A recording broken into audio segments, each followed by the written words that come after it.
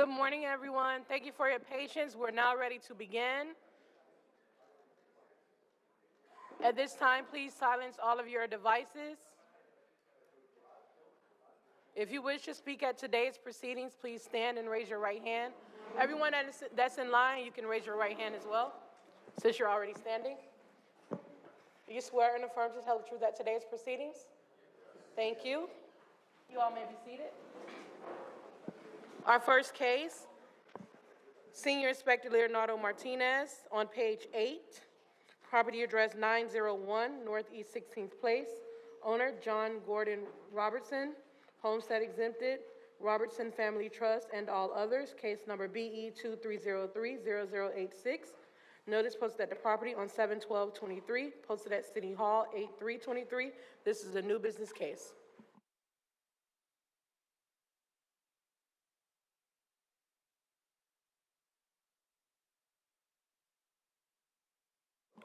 One moment, sir. The inspector will go first. Thank you. Good morning. Inspector Martinez representing the city. Case and address as read. New exterior wall covering installed in this accessory structure. That's the violation. The property was cited for work without permit on the Florida Building Code 2020, Section 105.1. This case was opened and inspection report was mailed to the property owner on March 7th of 2023. Final notice was mailed to the property owner on April 18th of 2023, and the notice of hearing was posted at the property on July 12th of 2023. Permit for replacing exterior wall covering was applied in March 29th of 2023. It has correction pending since April 6th of 2023. I received recently a call from an architect that I believe that you hired. Yeah. And he's going to try to help you in the process. He called me to understand the basis of the case. We are asking your owner to find that the violation exists and to grant the property owner 63 days to come into compliance or fines of $50 per violation per day thereafter. And I would like also the order to be recorded. 63 days or $50 per day thereafter. And I would like also the order to be recorded. Are there costs associated with these? Are there costs associated with each of these? This is a new case, Your Honor. Okay, okay. All right. Yes, sir. Yes, sir. First of all, your name and address. My name's John Robertson. My address is 901 Northeast 16th Place, 33305.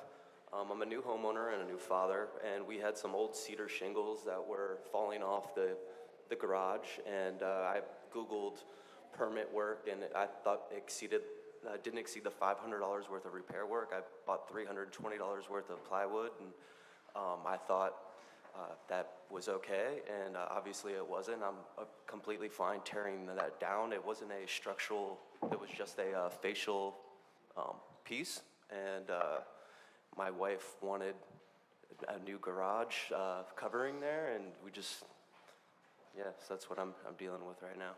Okay, does he have to demolish this? No. The only thing is that T111 is no approved to have as an exterior wall covering. So he's working with an architect as right now. I mean, the guy the person called me the other day, and he just wanted to know the basis of the case. So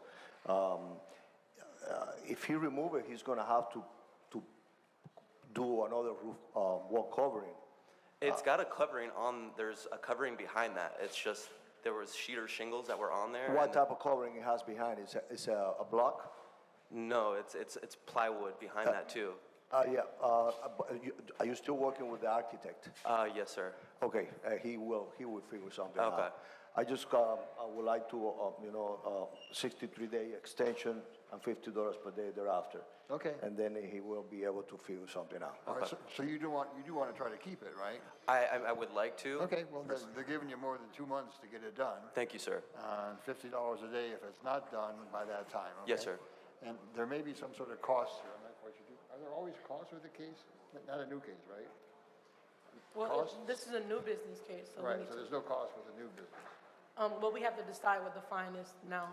Well, $50. Yeah. That's not the cost, though. Are there, in addition, costs for the inspector's time? No. Okay. No, All not right. yet. So that's what you'll get an order that says that. Thank you, sir. I appreciate your time. All right, thank you. Not a problem. Our next case is on page 16. Senior Inspector Jorge Martinez, property address 2010 Northeast 17th Street, owner Ocean Key Apartments LLC, case number BE 22110015. This case was first heard on 1/19/23 to comply by 3/23/23. Fine suspended as noted. One section not complied at $50. City is requesting to impose the full amount of $5,900, which continues to accrue. Inspector Martinez, on behalf of the city, case number and address as read. Case is not in compliance. I'm going to let the respondent speak.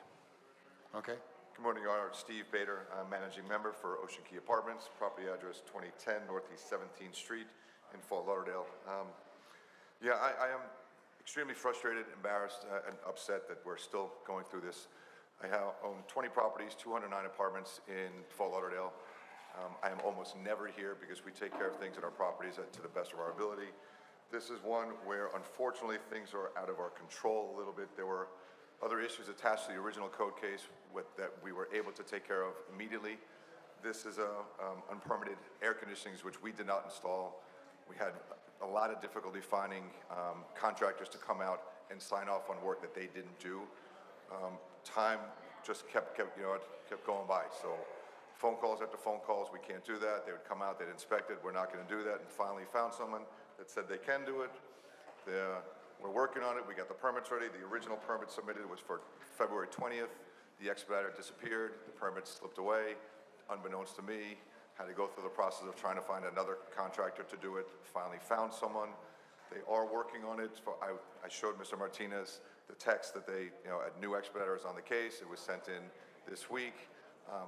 It's just continuing to move on, and months have gone by. I mean, I'm doing everything I can, requesting an extension till we can finally get this closed out and move past it.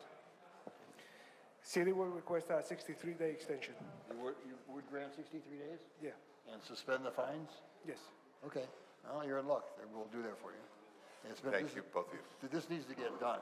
Like I said, unfortunately, I'm not a licensed contractor that can do it, so I'm dependent upon other people. Okay. Which is not a good position to be in. Thank you very much. Okay. Our next case is on page 7. It's a new business case. Senior Inspector Leonardo Martinez, property address 611 North Federal Highway, owner 611 Federal LLC, case number BE 230300018. Notice posted at the property on 7/12/23, posted at City Hall 8/3/23.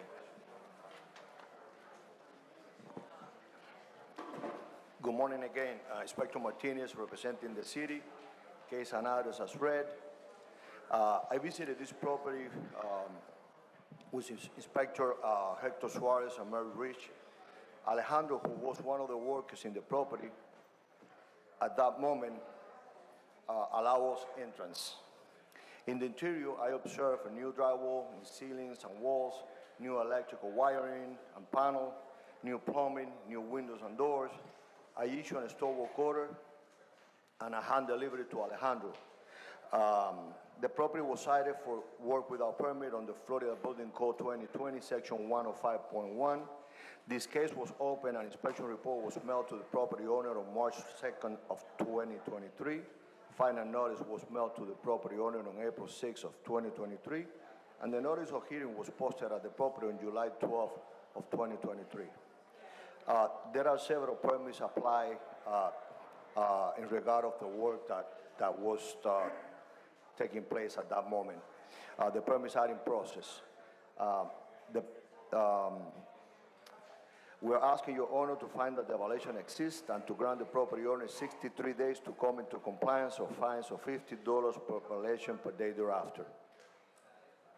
All right, sir. What is this building? Tell me your name and address first. Hi, my name is Ken Fisher. I'm the owner of the property. Okay. This is 700 North. What is this building used for? It is a small commercial building. It's never been able to be used in the past. The rest of the property is used by a nonprofit I founded called Heal the Planet. And we wanted to fix up this building as a community building for all the nonprofits in the city to be able to do projects at. Like I said, it was never previously in use for many years. Okay. And Well, the issue that concerns me is anybody that starts doing electrical work without permits is doing something very dangerous for Yes. themselves and for anybody that's the future. So you have permits that are applied for apparently? yeah, I hired what I thought was a licensed contractor who said initially that he didn't feel things needed permits, but then the work got a little bigger project than he thought. Obviously, I don't think I hired the right person, but All right, that happens. anyway, Well, they're giving you I did file the 63 permits. days, Yeah, 63 days to get this done, or a fine will then ensue of $50 a day every day that it's not done on time. yeah. Okay. I appreciate the 63-day Your Majesty, extension. I'm sorry. I would like to get the order recorded too. And order recorded, yeah. So whenever he asks for that, make sure that we. I don't know have the order. what does that mean? Thank you. I don't know what that means, an order. It's to be recorded with the county, right? The order is recorded. With the county? Yeah, the order is going to be recorded with the county. It's a formality. It's a formality. Okay. I've diligently been pursuing getting the proper permits. It hasn't been a simple process. I'm not sure if I even hired the right person to do that, which I've contemplated terminating my relationship with them and hiring someone else. I hope I could get it done in 63 days. I'd appreciate if there was not a fine starting in 63 days. I'm doing my best to comply. The fine is there as an impetus to make sure you're getting stuff done on I time. know, I am on it. I can assure you and everybody else in the room, city does not want fine money. That's not what it's about. It's about compliance. And these building codes are about safety. Yes, So it's paramount that it gets done. So if you're having difficulty, you're gonna have to reach out to the inspector, whatever the issues are, but not having somebody on board to do this is not gonna be an excuse. Okay? No, yeah, but we are pursuing the No, I permits get and that. somebody You've is, got 2 I months to paid do a it. lot of money to get it done. I guess my question is if we're approaching 63 days, is there any way I can come back for another? I don't have an answer for him. He could, What the permits are right now, 63 days would be more than enough to obtain those permits. They are already in the process. The permit runner or the contractor contacted me 2 days ago, and she says that she's just waiting for the asbestos certificate from Broward County to submit all the corrections, the asbestos certificate, so the permits can be issued. That's what she informed me when we spoke. So 63 days is more than enough. so compliance means getting the permits, not the work completed, No, obtaining the permit. obtaining the permit. Yeah. That's not that difficult to get it done. I mean, I've had conversations with Inspector Martinez, and he told me the same thing. My concern is, like, I was actually away out of the country a few weeks ago, and she asked me for an asbestos report, which I got her in 2 days, and we filed with Broward County. But my question to him was, like, I don't understand why she didn't know we needed an asbestos report 2 months ago, and everything's being held up, and that's why I'm concerned about running out of time. If you're diligently trying to get things done and he's aware of that, He may be able knows. to work with you and give you an extension, but I'm not going to even hold that carrot out at this point. Okay. This is 63 days and the fines start. Thank you, Your Honor. Okay. Thank you, Your Honor. Our next case is a Thank hearing you, to impose Inspector fines Martinez. on page 27. Chief George Oliva, property address 1500 Northwest 19th Street, owner 19th Street Family Holdings LLC, case number BE 2109-0077. This case was first heard on 1/20/22 to comply by 3/3/22. One section complied at $100. Total fines $46,100. Yeah, I'm going to say, everybody, me, hello? excuse hello? me.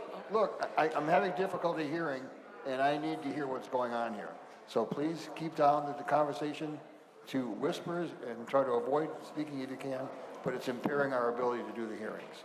So let's resume. Thank you. The city is requesting to vacate the 5/18/23 imposition of fine order and reimpose fines to $1,275. Okay, what number was this again? I'm sorry. or address? Page 27 at the top. Robertson? Oh, I'm sorry, no. Yeah, I got the wrong.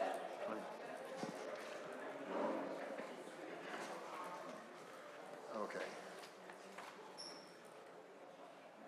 And so the city would accept how much? Yes, sir, go ahead. George, on behalf of the city, the case came into compliance, and we're requesting the administration cost. Hold on. People, do not talk. Thank you.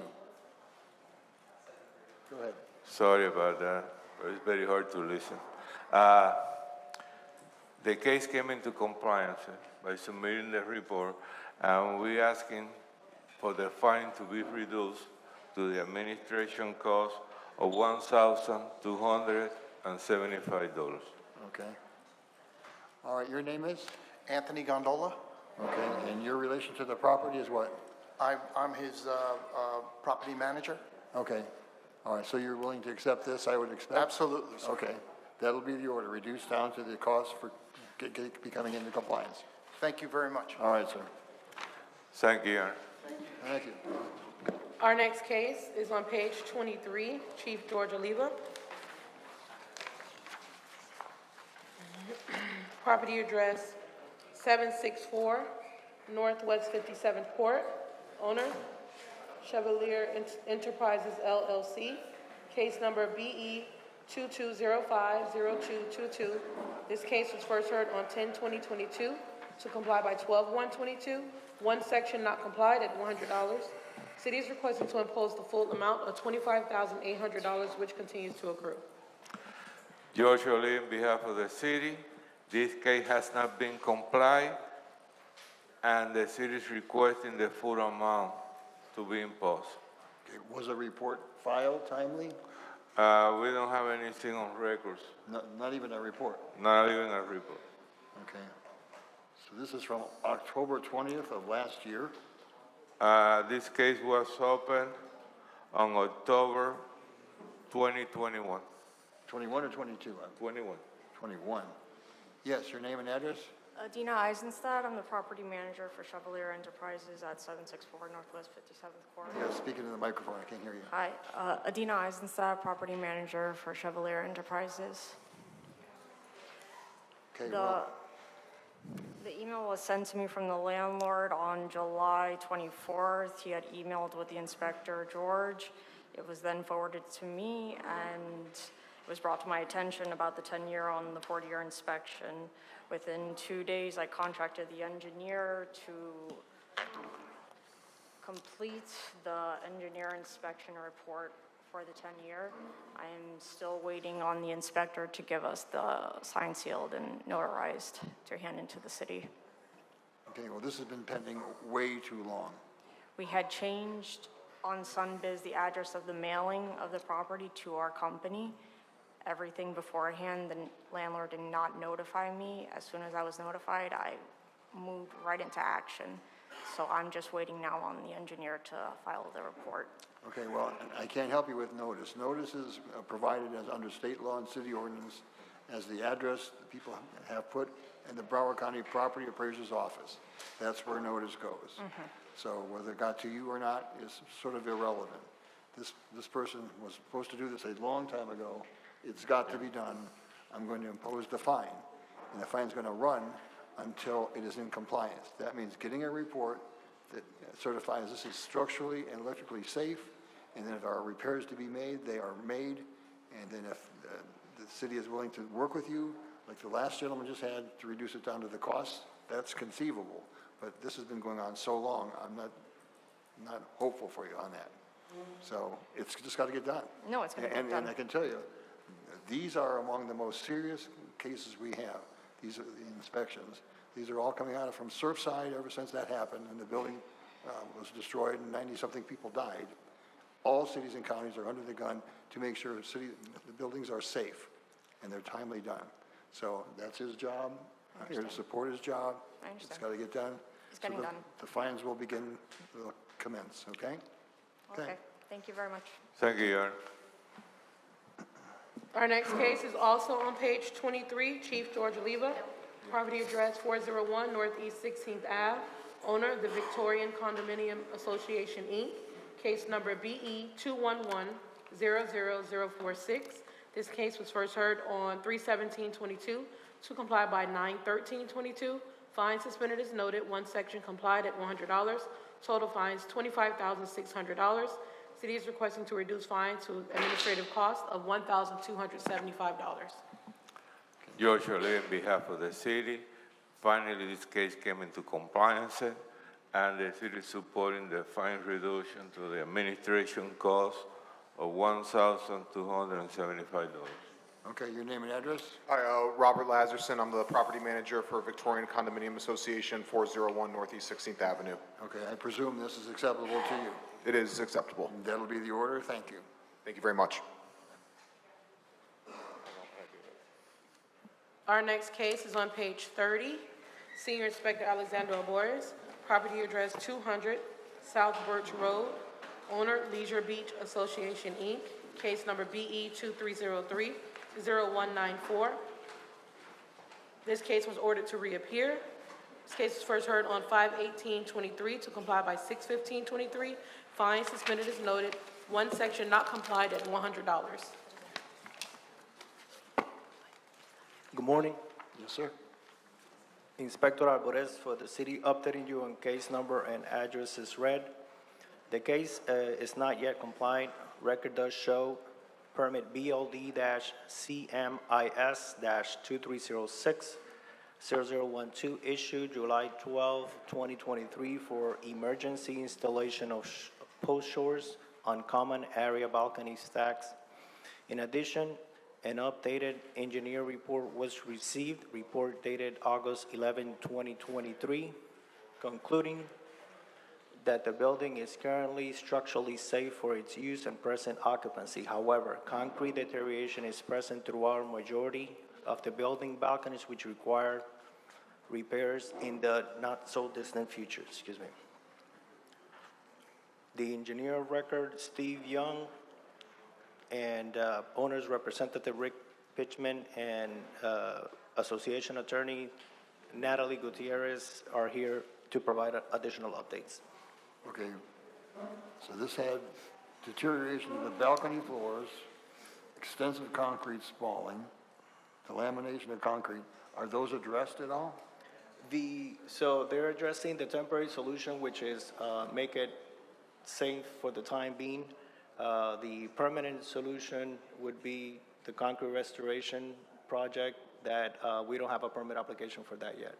Okay, how do we know this is safe in the meantime? The engineer of record, it's here to provide an update. We receive a report, and on his report, he's concluding that the building is currently structurally safe for its use and present occupancy. Okay, this is what, a condominium? Yes, sir. Okay, yes, who's going to speak, please? Name and address? Good morning, Your Honor. Natalie Gutierrez. I represent the Association Leisure Beach. The address of the association is 200 South Birch Road. Your Honor, we actually have very good news. We've been steadily progressing every time we come before the special magistrate. Every single milestone has been met. We do have the project manager and the engineer here to give the technical side of all of the work that's being done and that has been done, but the association is committed to doing a full concrete restoration project, and it's well underway to get that done. They're going to talk more about those timelines so that the special magistrate can feel comfortable, but we have agreed previously before the special magistrate that we would be submitting reports every 60 days to explain the progress that the association has made, what new milestones are going to be reaching within that time period, and of course to let the special magistrate know that the building is still safe for continued use, because we understand that that's important. So I will turn it over to the engineer and the project manager. Yes, sir. Your name, address? My name is Steve Young, President and Professional Engineer for Howard J. Miller PE Inc. at 3850 Northwest 2nd Avenue in Boca Raton.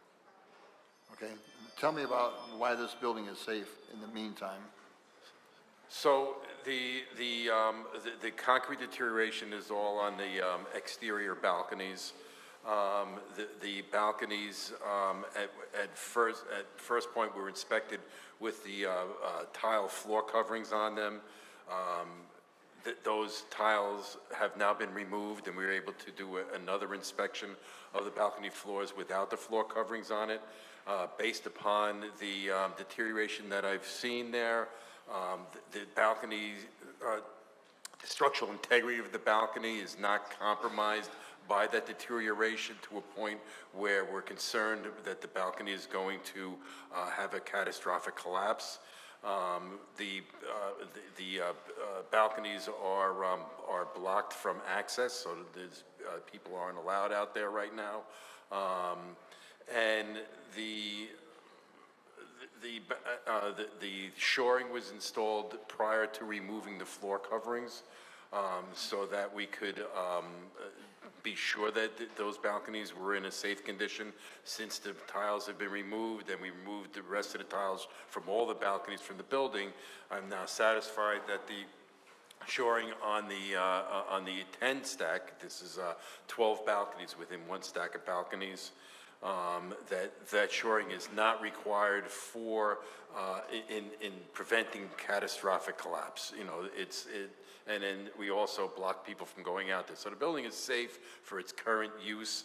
The deterioration does need to be worked on. The contractor, the board is in negotiations with the contractor, and we expect hopefully within the next 60 days that the contractor will be signed and they'll be in for permitting.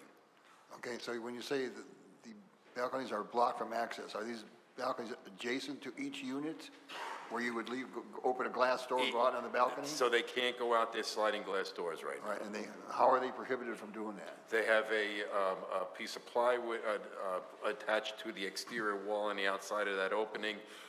It's a 4 foot high by approximately 7 to 8 foot wide plywood that is tap-conned into the walls. This is all part of the permit that was issued to have this performed, and the inspector, Mr. Alvarez, is aware of how that was done. So people cannot get access to the balcony? They cannot easily access the balcony. Well, could a child do it if they tried to do it? No. Okay, all right. And then who else is with you here? Good morning, Your Honor, staff. My name is Rick Pitchman. My company is Emax Enterprises. The association engaged my services to be their owner's representative and project manager to oversee the physical work once it starts.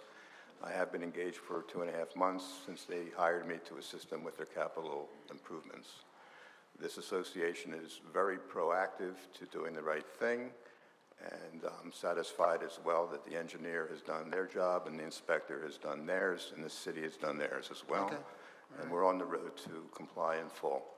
So I believe that the proper thing now, as previously requested, is to request a 63-day extension for another update to satisfy the city. Acceptable? The city supports a 63-day extension and a mandatory reappearance to provide an updated report as to the concrete restoration permit status or permit application status. We should. Will fines be suspended? We don't have fines accruing, I believe, at this time. We are on a mandatory reappearance, yes. So city supports an additional 63-day extension to allow them the time now that the shoring have been installed to apply for the concrete restoration project, which would now go towards the permanent solution. Okay, so 63 days, but you want them to come back in order to reappear? Mandatory reappearance, 63 days, yes. All right, so you'll all be coming back. Great. Give us a status report. Okay, let's keep it safe. Thank you, folks. Your Honor, thank you very much. Thank you very much. Our next case is on page 26, Chief George Oliva. It's a hearing to impose fines. Property address 1291 Northwest 65th Place, case number BE 2204-0199, owner Atlantic Industrial Park LLC. This case was first heard on 9/15/22 to comply by 10/27/22. One section complied at $100. Total fines $28,400. City is requesting to reduce fines to administrative costs of $1,275. Okay, what page is it again? Oh, page 26 at the top. At the top. Atlantic Industrial Park? Yes. Okay. Yes, sir. George Oliva, on behalf of the city, This case came into compliance and the city is requesting for the fine to be reduced to the administration cost of $1,275. Okay. Your name and address?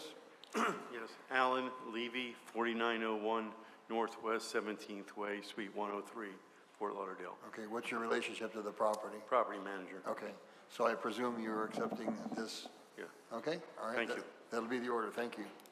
Okay. Thank you, Your Honor. Our next case is on page 16. Senior Inspector Mary Rich, property address 512 Northwest 15th Terrace. Owner Nirav Patel, case number BE 221-00120. This case was first heard on 3/16/23 to comply by 4/27/23. Fine suspended as noted. One section complied at $100. Total fines $4,800.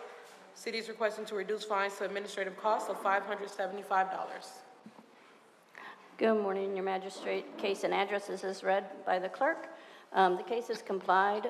The property owner and the property representative has been in constant contact with me. They ran into some snags during the flood event. So the city is requesting an administrative cost of $575 to be imposed at this time. Okay, your name and address? Sonia Agarwal, 512 Northwest 15th Terrace. Okay, what's your relationship to the property? I'm the property manager. Okay, so I presume you're accepting this Yes. offer? Okay, all right, they'll do an order to that effect, thank you. Thank you. Thank you. Bye. Our next case, Chief George Oliva, on page 29, property address 5990 North Federal Highway, owner 5990 Federal Highway Property LLC, case number BE 22050098. This case was first heard on 9/15/22. Do I have a respondent here for 5990 North Federal Highway? He left? Okay, we'll have to recall this case at the end. Okay, moving on to page 27. You're up, Chief. Page 27, property address 2500 East Las Olas Boulevard. Owner Marine Tower Condominium, Inc. Case number BE 2004-0351. This case was first heard on 2/18/21 to comply by 8/17/21. One section complied at $100. Total fines $24,100. George Oliva for the city. This case came into compliance and the city is requesting for the fine to be reduced to the administration cost. Okay, yes, sir, name and address? Morning, excuse me. Jonathan Windle, I'm the attorney, in fact, and vice president of the condominium board. And I presume this is acceptable to the board? My understanding it's $1,275, Correct. is that correct? Yes, Right. it's Okay. acceptable. All right, that'll be the order, thank you. Thank you, Your Honor. Thank you. Moving on to page 19, Senior Inspector Leonardo Martinez. Property address 1217 Northeast 9th Ave. Owner FG Real Property LLC. Case number BE 2206-0074. This case was first heard on 10/20/22 to comply by 12/22/22. One section complied at $100. Total fines $13,300. City is requesting to reduce fines to administrative costs of $858.08. Read the page again? Inspector Martinez representing the city, case and address as read. The case is complied. We just request an administration cost. I'm gonna let the defendant's representative to speak.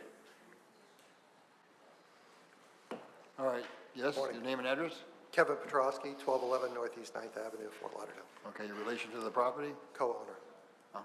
Owner, co-owner. Okay, and who's with you? The contractor of record that complied. Name? David Greiner. Okay, so I presume that's acceptable to you for the costs? Yes, sir. All right, so ordered. Thank you. Thank you. Yes. Senior Inspector Leonardo Martinez, you're up again. Our next case is on page 8. It's a new business case. Property address 1111 East Las Olas Boulevard. owner Villaggio de las Olas Condo Association, case number BE 23010126. Notice posted at the property 7/22/23, posted at City Hall 8/3/23.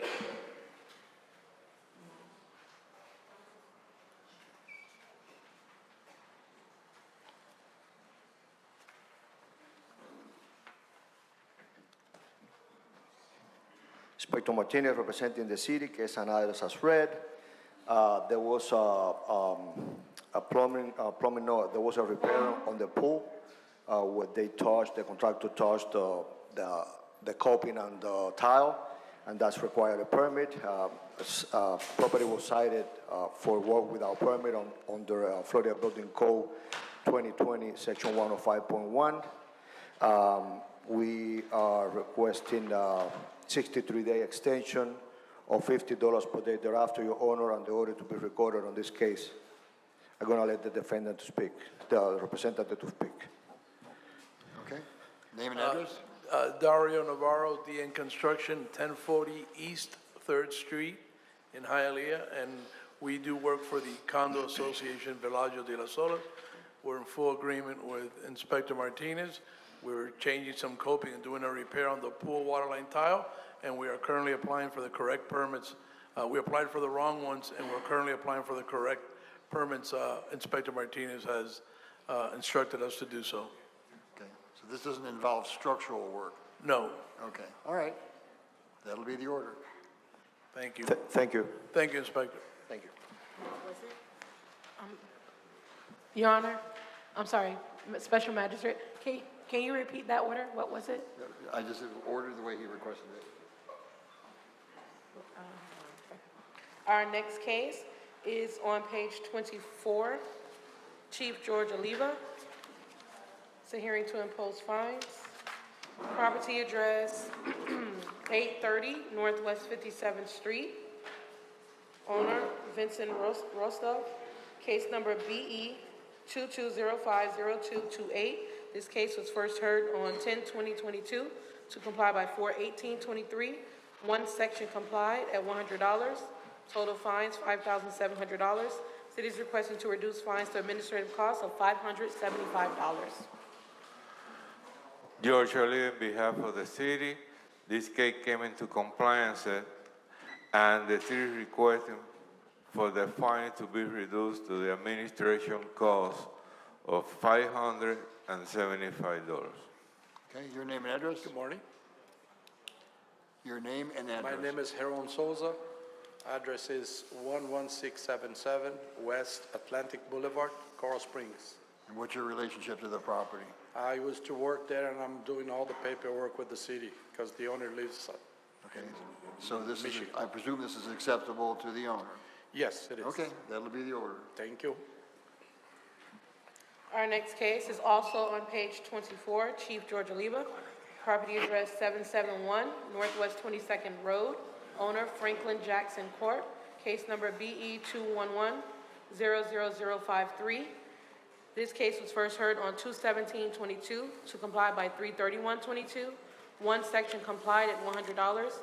Total fines $43,100. City is requesting to vacate the order from 5/18/23, imposition of fines order, and reimpose fines at $1,275. Okay. Sir, can you please raise your right hand? Do you swear and affirm to tell the truth at today's proceedings? Yes. Thank you. George Oliva, on behalf of the city, this case is in compliance and the city is requesting to reduce the fine for $43,000 down to an administration cost of $1,275. Yes, sir, your name? Yeah, Rochelle Franklin. Okay, and what's your relationship to the corporation? What's your relationship to the owner? The owner. Oh, you are the owner, okay. So you agree with the request to... No, the reason why I had not complied. Don't worry about that.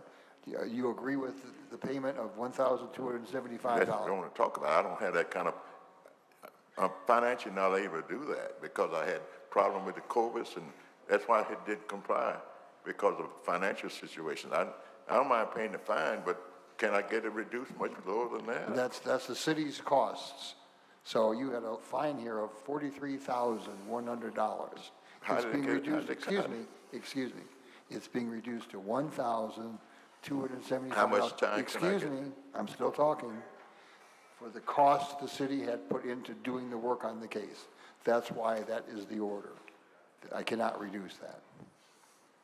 If you need time to pay it, they can give you some time to pay it. How much? Ladies? 30 days. Can't get more than that? Unfortunately, no. 60? Sir, I already explained to you over there in the desk that What's this that? is the minimum. So what that? I explained to you already over there in the desk that this is the minimum cost that you're gonna pay. Also, you have 30 days to pay, and that's the best the city can do for you. So there's nothing else for you unless you wanna go to a hearing to reduce a lien, and we impose the full amount, and then you can go and talk to the church. That's the only two ways that you can have. So to me, the best way is $1,275 in 30 days. I don't have a choice then, do I? Sorry, there's not much choice here, I agree. Okay? Thank you. Our next case is on page 19. Senior Inspector Leonardo Martinez, property address 1724 Southwest 4th Street. Owner Brian and Courtney L. Sisal, I'm sorry. Case number BE 2209-0143. This case was first heard on 5/18/23 to comply by 7/13/23. One section not complied at $50. Total fine $1,700. City is requesting to impose the full amount which continues to accrue.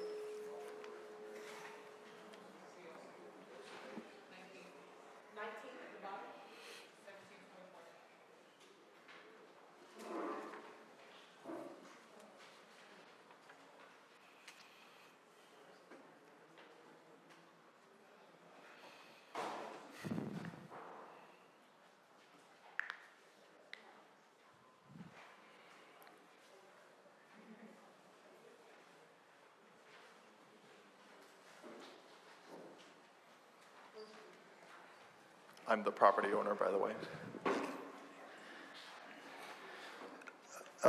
Building Inspector Martinez, representing the city.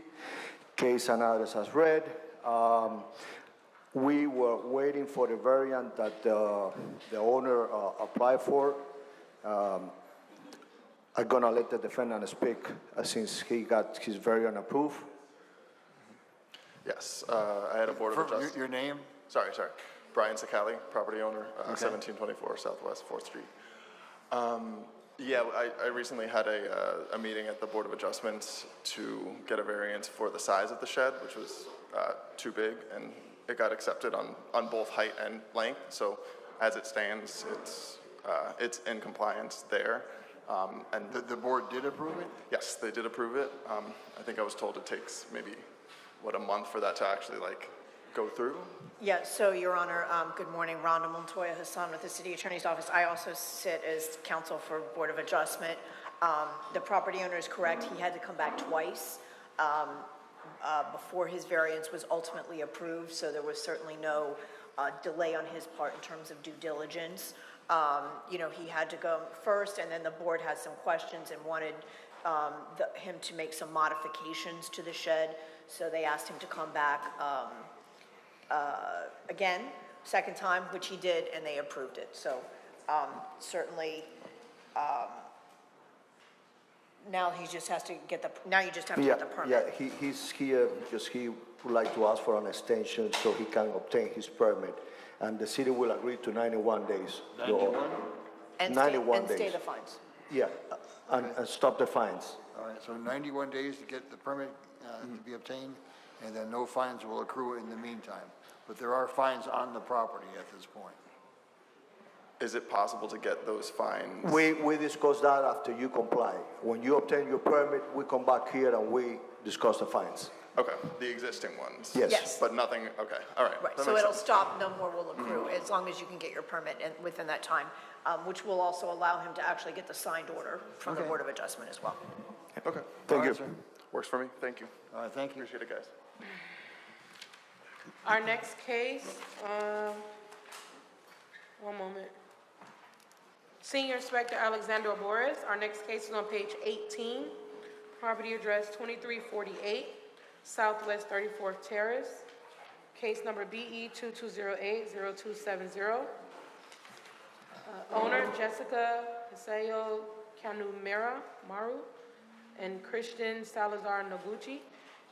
First, this case was first heard on 11/17/22 to comply by 12/15/22. One section not complied at $250. Yeah, I think so. City is requesting to impose the full amount of $61,000, which continues to accrue. I think they left, Tasha. Oh, I'm sorry, there's no respondent here? Okay. We'll recall that one at the end. Page 20, Senior Inspector Leonardo Martinez, property address 2624 Gulfstream Lane, case number BE 221-00031. Owner Lori Karnick Homes LLC. This case was first heard on 2/16/23 to comply by 5/18/23. One section not complied at $50. City is requesting to impose the full amount of $4,500, which continues to accrue.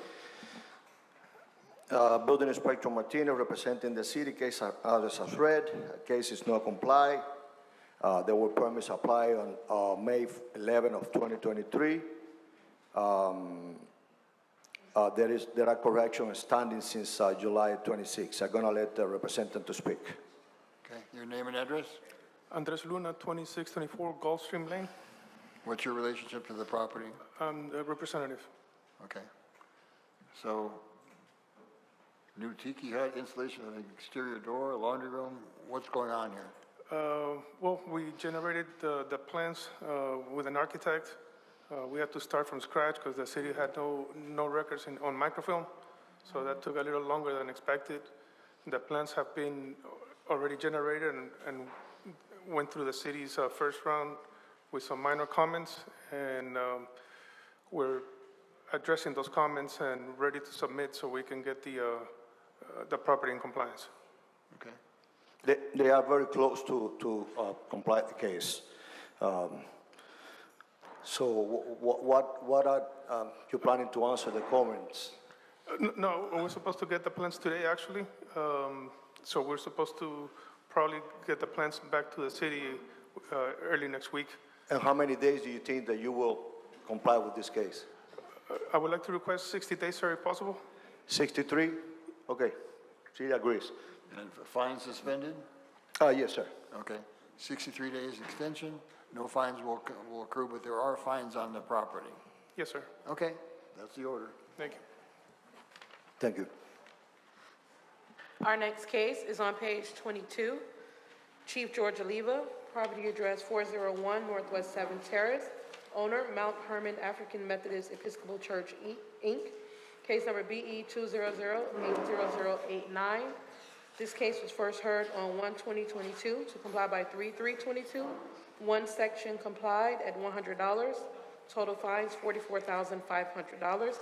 The city is requesting to vacate the 5/18/23 imposition of fines order and reimpose fines of $1,275. George Oliva for the city. This case came into compliance and the city requesting the fine to be reduced to the administration cost of $1,275. Okay. Your name and address? My name is La Corinthia Anderson. Address is 1705 Northwest 8th Court, Fort Lauderdale 33311. And what's your relationship to the church? I'm the chair of the trustee board. Okay. So they're reducing it down to the city's cost, the time they spent on the case, rather than the $44,000 fine, which would be astronomical for your church. So that would have to be paid within 30 days. Is that okay? That would be more than okay. I thank you very much. Okay. Thank you. Thank you. Our next case is on page 1, new business case. Page 1? Yes. Inspector Preston Mark, case being presented by Senior Inspector Leonardo Martinez. Property address 1900 South Ocean Drive. Owner Breakwater Towers Corp.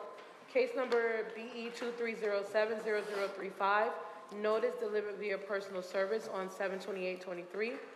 Notice posted at City Hall on 8/3/23.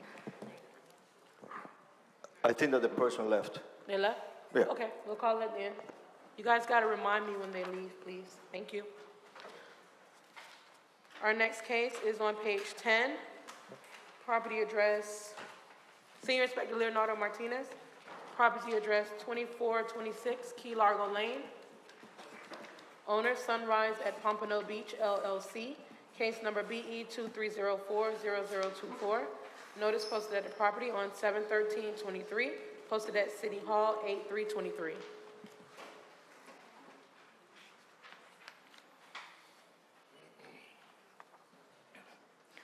Building Inspector Leonardo Martinez, representing the city, case and address as read.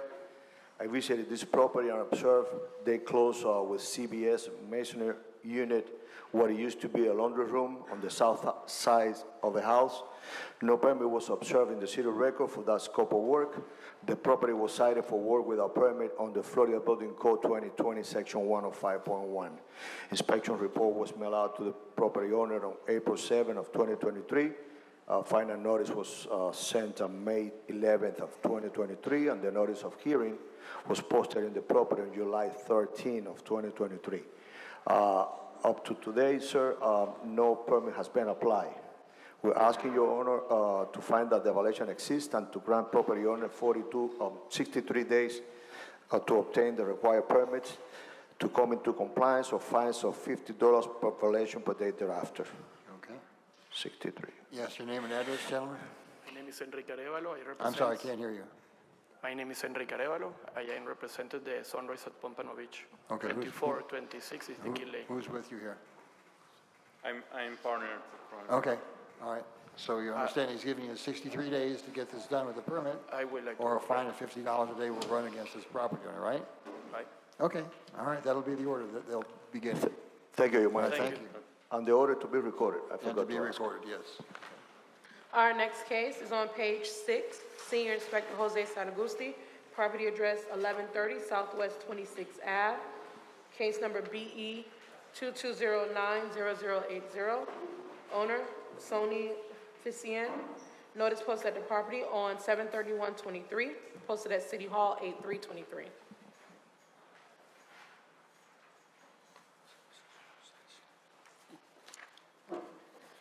Good morning, Building Inspector Alejandro El Rio for the city, presenting on behalf of Inspector Saragusti. This case was opened on September 15, 2022. The property was cited under Florida Building Code 2020-105.1 for work without permits. An addition of 2 structures was made in the rear of the property. Inspection report was mailed on September 29, 2022. Final notice was mailed on October 31st, 2022. Notice of hearing was posted at the property on June 29th, 2023. City is asking for the magistrate to find that the violation exists and to grant the property owner 91 days to come into compliance, or a fine of $100 per day thereafter. Okay. Yes, your name, address? Yes, Stan Riskin, R-I-S-K-I-N, in behalf of the property owner, Sonny Fisson. Yes, I am Sonny Fishing. Soon I buy the house, I buy this like that. I just repair the house. I can't hear him, I'm sorry. He's saying that when he bought the house, the structure was on the property. He did not know there was a permit. He now wants to convert the property to a storage area. I've spoken to the inspector. We are very happy to comply within the 90. Okay, so 91 days or a fine would begin of $100 a day. Okay. Yes. All right, that'll be the order. Thank you. Thank you very much. Our next case is on page 7. Senior Inspector Jose Saragusti. Property address 1800 North Andrews Ave. Owner Drake Tower Inc. Condo Association. Case number BE 23070332. Notice posted at the property 7/31/23. Posted at City Hall 8/3/23.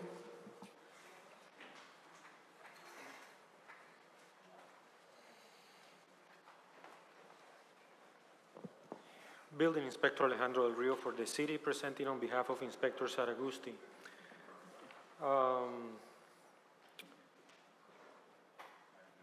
Case number and property address as read.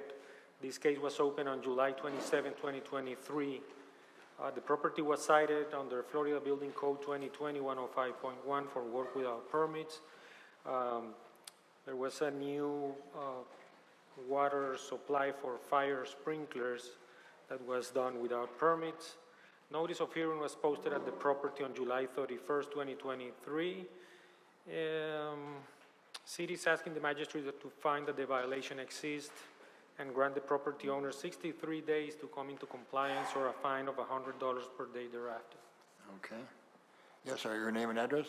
My name is Hugo Rios. I am the Community Association manager. The address is 1800 North Andrews Avenue, Fort Lauderdale. And the permit, it's been submitted, but also rejected because it was requested a drawing, which are expected to be submitted today afternoon. Hopefully, I'm depending on my contractor as well. Okay, so they're offering you 63 days to get this resolved? Absolutely. Or a fine would start of $100 a day? Yeah, we agree. Okay, you accept that, that's fine, that'll be the order. Thank you. Have a great day. Thank you. Our next case is on page 4. Chief George Oliva. Property address 2715 North Ocean Boulevard. Owner Embassy Tower 2, Inc. Case number BE 2306-0195. Notice delivered via personal service to Luis Galvez on 7/24/23. Notice posted at City Hall on 8/3/23. Anybody here for this? Yeah, but I don't have a power attorney.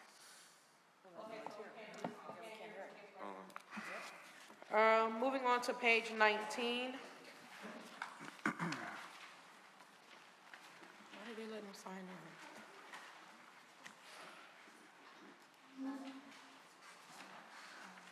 One second. Okay, 1211. Senior Inspector Leonardo Martinez, property address 1211 on page 19, 1211 Northeast 4th Ave. Owner 1211 4th Ave LLC. Case number BE 22110098. This case was first heard on 5/18/23 to comply by 6/29/23. One section complied at $50. Total fines $300. City is requesting to abate the fines. To abate the fines completely or to 300? To 0?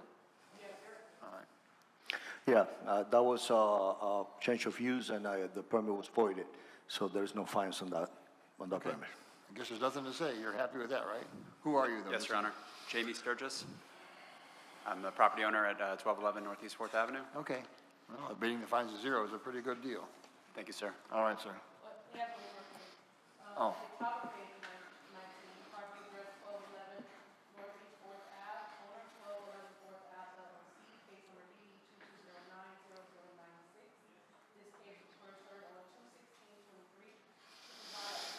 Yeah. Thank you. Two sections not complied at $50. Total fine $6,200. City is requesting to impose the full amount, which continues to accrue. Building Inspector Leo Martinez, representing the city. Case and address as read. Your Magistrate, just want to mention that this case was opened on September 20th of 2022. We coming back from 120 days extension. The only progress that we have done on this is change of contractor.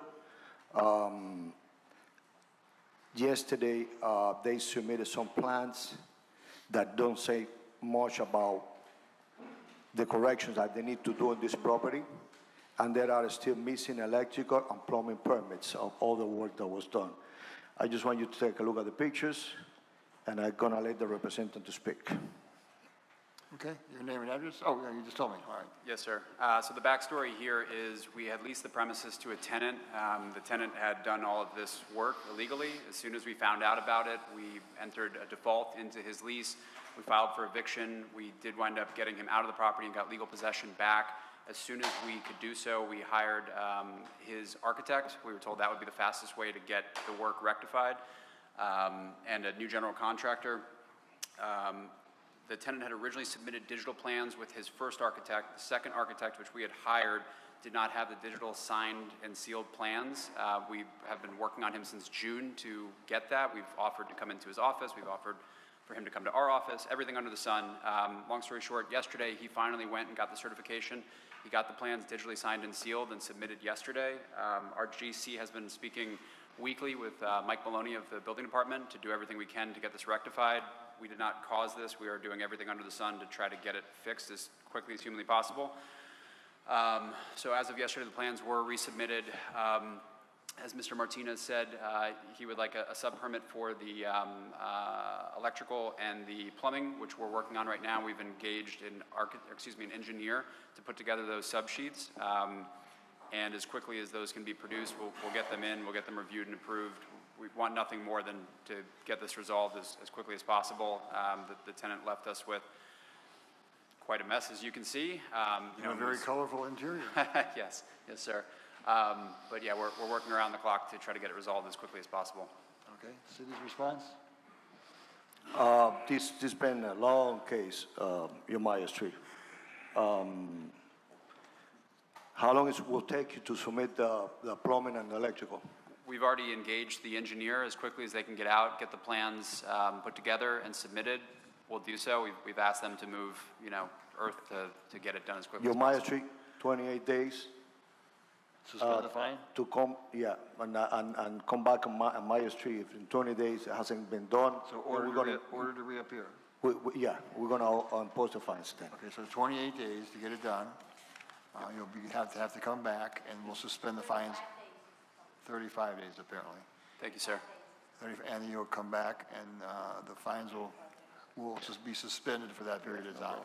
Okay. But there are fines on the property, as you're probably aware. Understood. Okay. All right. Thank you very much. Thank you, Mr. Martinez. No problem. Thank you. Special Magistrate, at this time, the city is requesting a 5-minute recess. Okay. Thank you.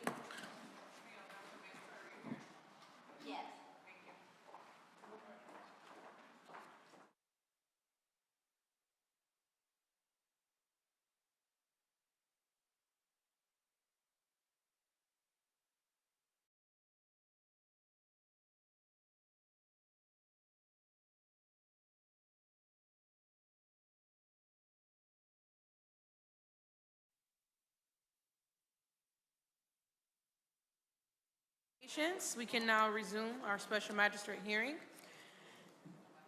Our next case is on page 20, Senior Inspector Leonardo Martinez.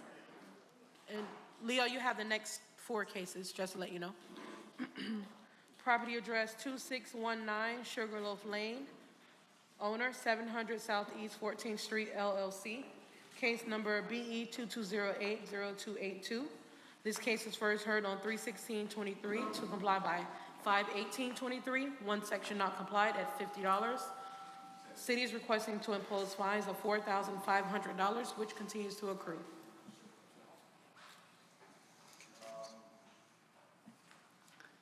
Good morning, your Magistrate. Inspector Martinez representing the city. Case analysis as read.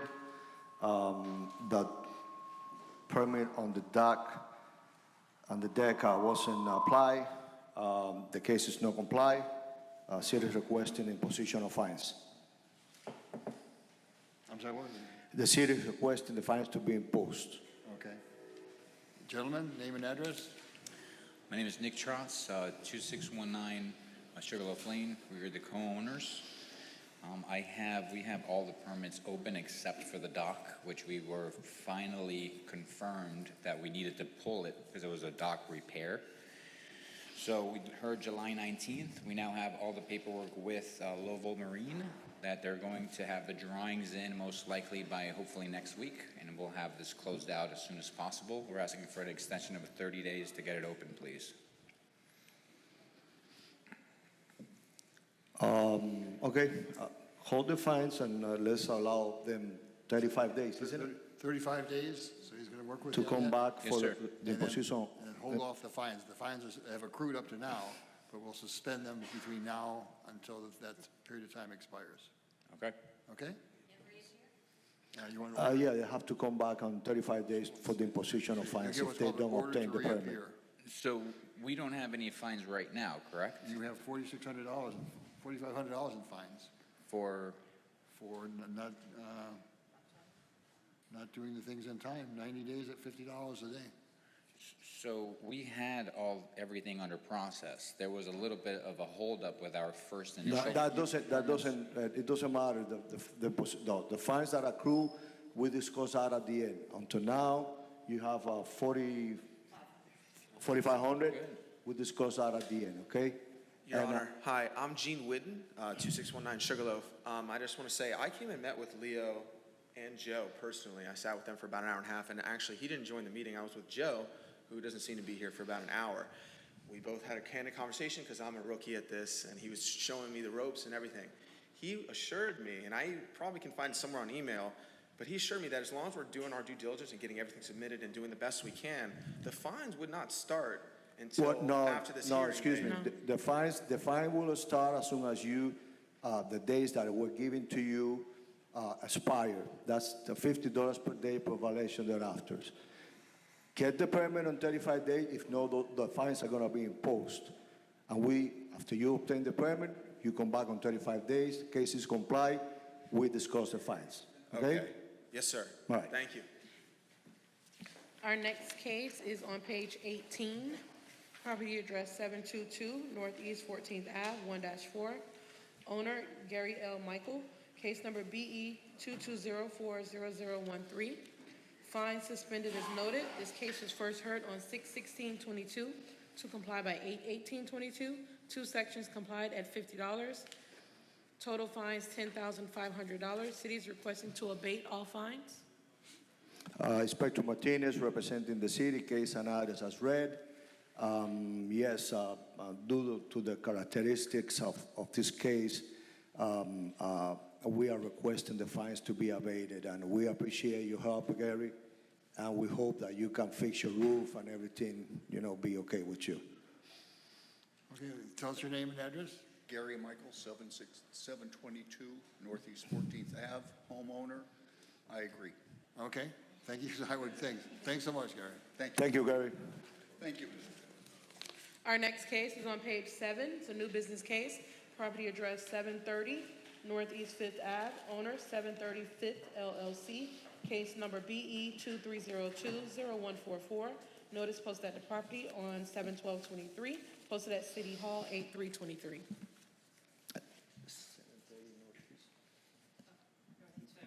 Okay, Inspector Martinez representing the city, case and address as read. The property, I visited this property and observed a new tiki hut that was installed without permits. The property was cited for work without permit on the Florida Building Code 2020, Section 105.1. The special report was sent to the property owner on February 22nd of 2023. Final notice was mailed to the property owner on May 1st of 2023, and the notice of hearing was posted in the property on July 12th of 2023. No permit has been applied, although the owner contact me, letting me know that he's having problems with the height of the tiki hut, and he's planning to apply for a variance. We are asking your owner to find that the violation exists and to grant the property owner 63 days to obtain the required permits to come into compliance, or fine of $50 per violation per day thereafter. Okay, but he's got to go to the Board of Adjustment for a height variance? Yes, sir.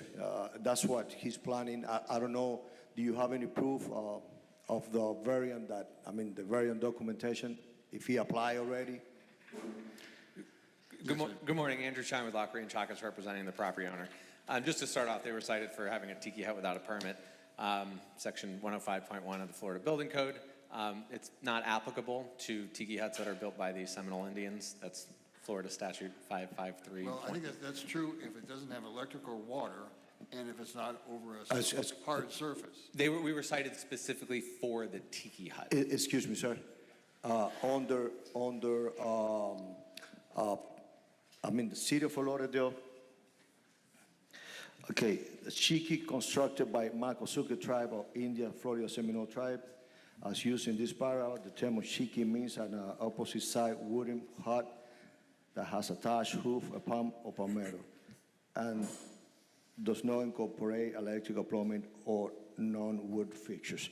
That's correct, but the city of Fort Lauderdale requires a zoning permit, and there are another regulations on the city of Fort Lauderdale that address that about the height and the dimensions that the tiki or the chicky hut can have. So, yes, it was work without permit because they're required by the city to pull a permit where we look at the dimensions, the location of the chicky hut, the height.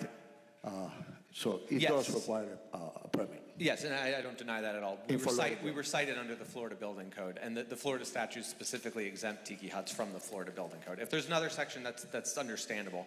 But I do have the certificate of Indian blood done by the Seminoles.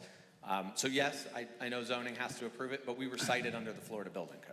Right, so Your Honor, Ronald Montoya Hassan with the City Attorney's Office, there is no such thing as a zoning permit per se. It's still a building permit, but the only thing that is examined under said permit, which is just a term of art, is the zoning issues, of course, setback, height, et cetera, as the inspector has mentioned. Okay, so what does he need to do? He's got to get a variance for the height at least. Well, I'm not sure if he needs a variance or not. I mean, He's applying because he already been denied in the city. When he came with the permit application, he mentioned it to me that he's above the height of the city allows. So that's why he's applying for a variance. Possibly.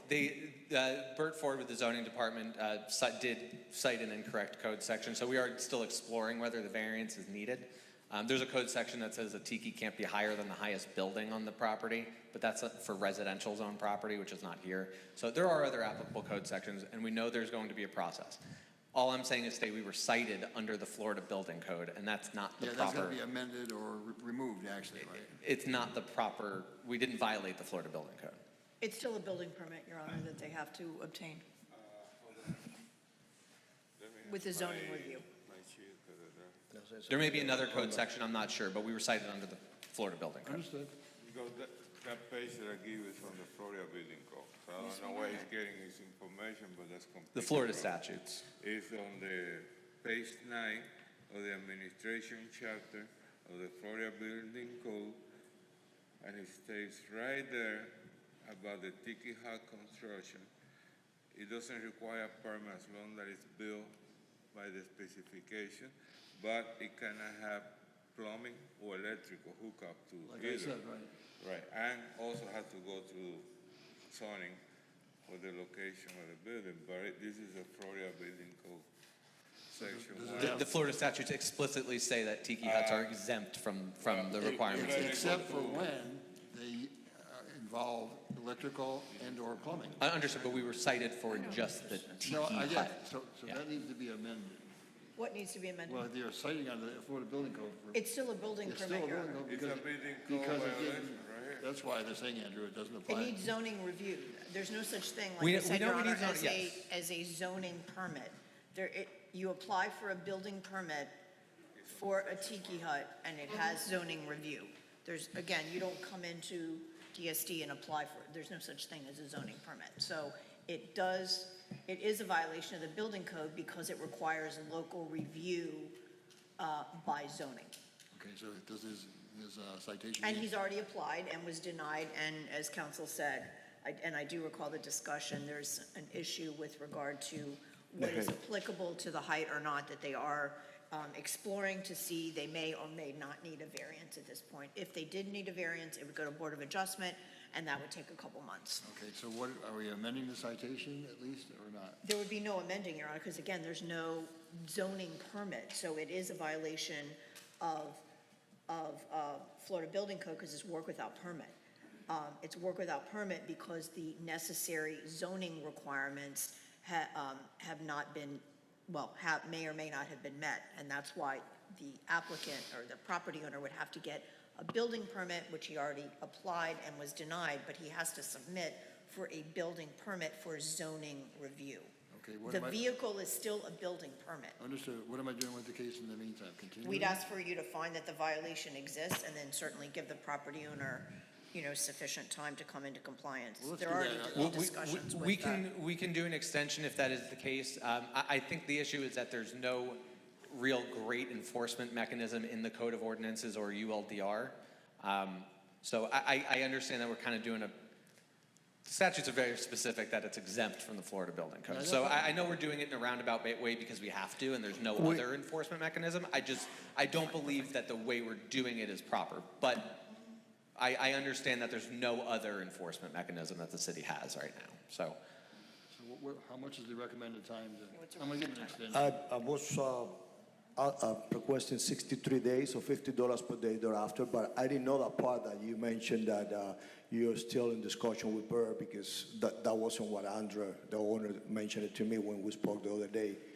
So I was brought on Tuesday, and I quickly found out that Bert cited the incorrect code section. So we will come back on 63 days, $50 per day. I would like the order to be recorded too. And order to reappear? Yes, 63 All right, well, days. let's do that, Andrew, okay? Sounds good. And you can help resolve it. That in the meantime, it abates. Sounds good. Thank Okay, you. Thank you. Our next case is at the bottom of page 20, property address 3100 Northeast 32nd Ave, owner 3100 EOP LLC, case number BE 2304-0089. This case was first heard on 5/18/23 to comply by 6/15/23. One section not complied at $500. City is requesting to impose the full amount of $31,000, which continues to accrue. Building Inspector Martinez, representing the city, case and address as read. Your Magistrate, I would like to request a reappearance on this case and stop the fines. We received an engineer report on an email. I haven't obtained yet the original copy of that, signed and sealed original copy of that engineer report. I would like to to hold the fines and a reappearance on 35 days. For 35 days? Yeah, this is the next hearing. Okay. Sorry, Andrew Shine, Block Green Chagas, representing the property owner. On May 18th, you gave us 10 days to get the report submitted and then 28 days to do any repairs that are identified under the report, or $500 a day thereafter. We did submit the report within 7 days after, and it noted that no repairs were needed, no other parts of the building are at risk of falling. So we do believe that the fine should have stopped at that point.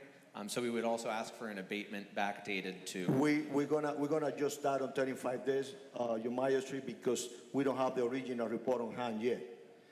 What we have is an email that was sent. The report, the original, that was requested never was delivered. That's why I'm ordering the reappearance on 35 days. Okay, again, this is... So at this moment, the fine stays. If I get that report, then on the next hearing, we can adjust the fines. Okay. Well, again, looks like we have to take another look at what's going on. We'll give you the 35 days, suspend the fines in the meantime, and if this is resolved, as you suggest, it may again also abate. Okay, understood. The last hearing lit a fire underneath them. So Okay. they're moving. Thank you. Thank you. Our next case is on page 21, Chief George Oliva, property address 255 Southwest 27th Ave, owner Marta and James H. Batmasian, in care of Investments Limited, case number BE 2205-0125. This case was first heard on 9/15/22 to comply by 3/14/23. One section complied at $100. Total fines, $8,600. City is requested to vacate the 5/18/23 imposition of fine order and reimpose fines to $575. Hi, how you doing? One second. George Oliva for the city. Do you have your power attorney already? Yes, she has it in the back. Okay. This case came into compliance, and the city is requesting for the fines to be reduced to the administration cost of $575. Okay, that's acceptable? Give me your name again. My name is I know Donald. we've met before recently. We have Donald Anderson. Okay. Okay, thank you. And that's acceptable, of course, right? That's acceptable, All yes, right, sir. thank you, sir. Thank you. Our next case is on page 14. One second.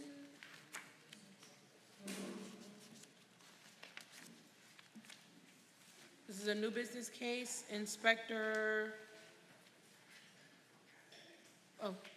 Inspector Wilson Quintero. Property address 3000 East Sunrise Boulevard, 3B.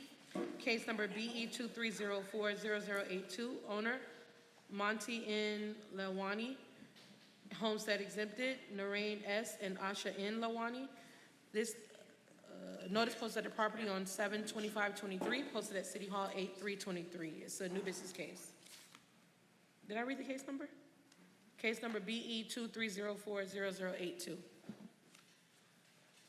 Good morning, Inspector Wilson Quintero Jr. on behalf of the city, presenting case and address as read on behalf of previous Inspector Franklin.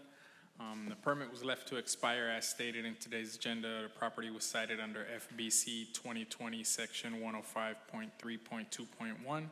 Property was cited on April 12, 2023. The notice of hearing was posted on 7/25/23. We're asking to find that the violation does exist and to grant the owner to come into compliance within the next 42 days or a fine of $50 a day thereafter. We also request for the order to be recorded. Yes, sir, your name and address? Hi, good morning. My name is Monty Lawani. I'm the owner of 3000 East Sunrise Boulevard, apartment 3B, Fort Lauderdale, Florida. I believe this violation is an open permit that I've had on the condo. Expired permit. So I have a little issue, and I need some help here. I hired Aruba Plumbing a while back to come and redo my, I believe it was the sink, and the work has been completed a very long time ago. But the invoice has been paid, but the Aruba Plumbing or Aruba contractors are not responding my call to shut down this permit. So I do not know how to go about this to shut this permit down, but there is no work going on.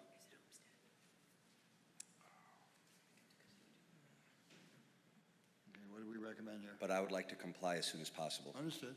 Is this your homestead, sir? Yes, ma'am.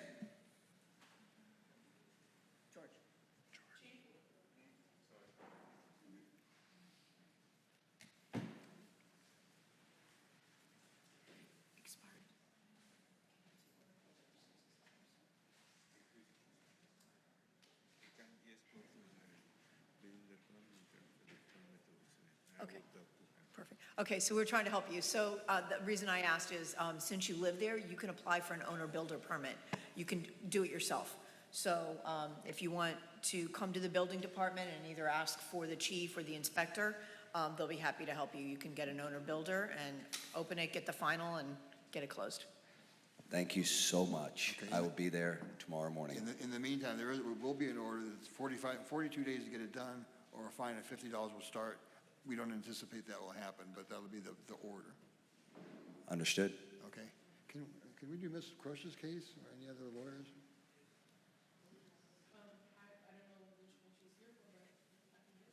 You have a case, Courtney? What number? What Are we address? done? Thank you. Are there any other attorneys here? Okay, I don't want to hold up attorneys if I can. All right. All right, either way, it doesn't matter to you? Okay, all right. What case are you here for, ma'am? What's the address? It's 1617, it's number 20 on the docket, 1617. BE 230106164. Oh, my apologies. I thought only a tenant signed in. I'm sorry about that. But they typically sign as lawyers, and we then try to do lawyers so we don't hold them up here. I know, so that the but clients are not paying I for didn't fees. have it as an attorney signed in. That's all right, that's all right. Okay. I just want people to know. We're going to go to page 6. I want to make sure people know, that we try to take the lawyers so that people are not paying for a lawyer to sit here when we can do the case sooner. Okay. Okay, moving on to page 6. Property address 1617 Southeast 15th Street, Pool. Owner Southampton Apartment Owners Association and care of Intercontinental Invest Property. Case number BE 23010164. Notice posted at the property on 7/31/23. Posted at City Hall 8/3/23. Good morning. Good morning, Your Honor. I actually represent the owner of the condominium that has called in these issues. There are a lot of issues in the condominium, unpermitted work, unlicensed work. Ma'am, the inspector goes first. I got to hear from the inspector first. I'm sorry. Building Inspector Alejandro Del Rio for the city. presenting on behalf of Inspector Saragusti. This case was opened on July 26, 2023. The property was cited under City Ordinance Section 9-280B, building parts not being maintained. Inspection report was mailed on January 26, 2023. Final notice was mailed on February 28, 2023. Notice of hearing was posted on the property on June 29, 2023. We are asking the magistrate to find that the violation exists and to grant the property owner 63 days to come into compliance or a fine of $100 per day thereafter. Okay, now tell us who you are again, I'm sorry. Okay, I'm sorry, Your Honor. My name is Vanessa Prieto. My address is 1845 Southeast 4th Ave, Fort Lauderdale, Florida, 33316. And this is my client, Mike Parker. He's the homeowner. So we're not here defending the NOV, the notice of violation. I didn't know if the property manager was going to attend. I don't see him or her here today, but I wanted to speak if I could on behalf of the owner, if I may. Yeah, it's okay. Okay, all right. My client is a homeowner. This has been going on for about a year, I would say. There are 25th will be a year. Let's just get his name and address too. It's Michael Parker, 1617 Southeast 15th Street, apartment 304. Thank you. And I contacted the association August 25th last year, so it's almost a year now. They have not done anything, as you can see in the pictures. Your Honor, there are 15 balconies that have been repaired by a handyman. They're unpermitted, unlicensed work. My client apparently is the sole homeowner that asked for his repairs to be done properly and in compliance with city code, and that hasn't happened for a year. So my client was left with no choice but to call this into the city.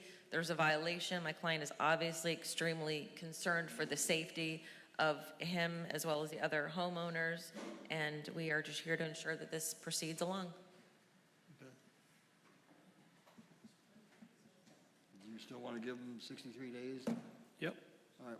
Well, they're going to give them 63 days to comply, or a fine of $100 a day would then ensue. Well, I am concerned about this idea of the balconies being done by somebody. Can we go have the balconies inspected? Has this passed a 40-year?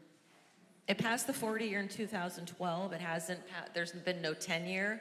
The balconies may look good, you know, to the human eye because they're all patched up and covered up, which is what they wanted to do to my client's balcony. He refused, so now he's sort of being retaliated against. It's a whole other issue. But I just would like, I don't know how he would go about ensuring that the other balconies are properly inspected. Don't want to get anyone in trouble. If they comply, they comply. If there's any reason to believe they're unsafe. Well, they are, and they're done by, they're not permitted, and they were done by the handyman, and they were everything was covered up. Okay, well. These are not small issues in the pictures, okay? It could be another surf site. Microphone. You got to use the microphone. I said, you know, this could be another surf site as far as I'm concerned. It's gone into the rebar. There's no shoring. You know, you can see in here. I don't know what they're planning on doing. Are these pictures of your unit? Or Yes, that's my unit. I have other pictures as well, Your Honor, if you'd like to see them. I have other more detailed pictures of the damage, the deterioration. It's certainly an unsafe condition for my client and everyone else that lives in the building. And just because the other buildings may look good, they weren't properly repaired. There's 36 units in the whole building, and it just can't be my apartment that looks like this. Yeah, the building has aged, of course. Well, the city's already been cited for the property being in disrepair. That's exactly why we are here. So, right. And you can see they don't care. He's pointing out things. He's pointing out things about balconies, which is not what we're talking about here. So I would like the city to take a look at this, right? Building official's nodding his head. They will do that.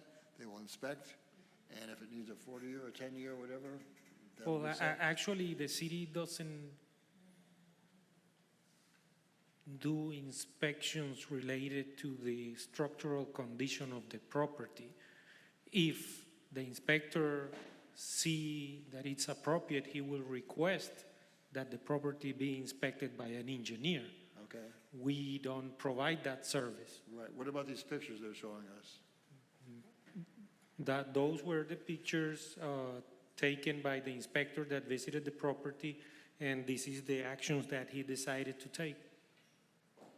But what would happen with the other balconies then? If they look good, they're okay? Nobody's going to question them because a handyman did that Actually, unpermitted and unlicensed? the case is not referring to any specific unit, it's referring to the building in general. So the situation is being addressed by the inspector. Okay. I mean, the city, Your Honor, has nothing, a complaint that balconies were repaired by a handyman. The city has no ability to go and inspect and verify that. I mean, I'm not doubting what you're saying, of course, but I mean, there's no, you know, we wouldn't have evidence of that. There'd be no way, and as the inspector said, we don't go in and try to perform like a forensic analysis of structural elements, especially if they appear to be in you know, acceptable condition. It would be incumbent upon somebody in the building at the time that those repairs were being made by an unlicensed individual to make those complaints. That's what they're doing. No, they're saying that they were already repaired by handyman. We would have no way of knowing that. We can't, there's nothing to Well, inspect on they're that. showing you pictures of his unit. He's exposed. That's what the violation is, but counsel was saying as to other areas that were allegedly improperly repaired by a handyman as opposed to a licensed individual, at this juncture, as we sit here today, unfortunately, we don't have the ability to address that because it's sort of like a misdemeanor. Like you have to be able to see the condition or see the repair, or as you know, when you see work without permit, when you see the pictures of the people doing the work or it's half done, once it's done and covered up, if it was done by the unit owner, we wouldn't have an ability to violate that or to inspect that. May I call in, please? Yes, please. George Oliva, Chief Building and Structure Inspector for the City of Fort Lauderdale. This case is being worked by one of my inspectors that he's absent. His wife had a surgery, so he wasn't able to be here. Alejandro is filling in, but I'm going to take over the presentation of the case. And this is a case that needs to be checked by an engineer. We need to have a forensic report from an engineer telling us the condition of the 36 balcony, not only one. So what I'm gonna do when my inspector is back, we're gonna go ahead and request a concrete restoration permit with an engineer supervising the reports and provide report to the city on the condition of the balcony. This moment, we're gonna go for the 63 days, and we're gonna request an engineer report, and it depends on the condition the balconies are.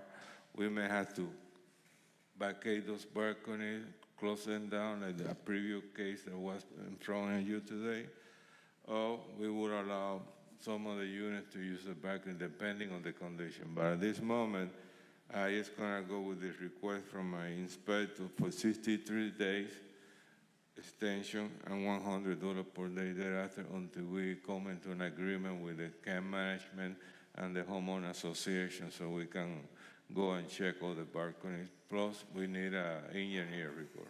Okay, so I mean, Thank you. they raise things that are alarming to all of us. So they're going to inspect it. The order will be 63 days to get this particular thing repaired, $100 a day if not timely done. But now you've opened the door, which is a good thing, to have an engineer for the building official. And I understand what the assistant city attorney was stating, that the city can't come in and hire engineers for everyone. I totally understand that unless they see that, see a violation taking place. But my client's not trying to cause any problems as long as they are, they're aware of what they need to do, and the condo association can retain an engineer and ensure everything's safe. It's a little bit odd. My client's the only individual that wouldn't agree with the handyman repairing it, so they assessed $40,000. My client's paid that. The building the HOA has assessed 40 grand just for one balcony, and it's been a year and it's just sitting there, so it's a problem. But I thank you for addressing it.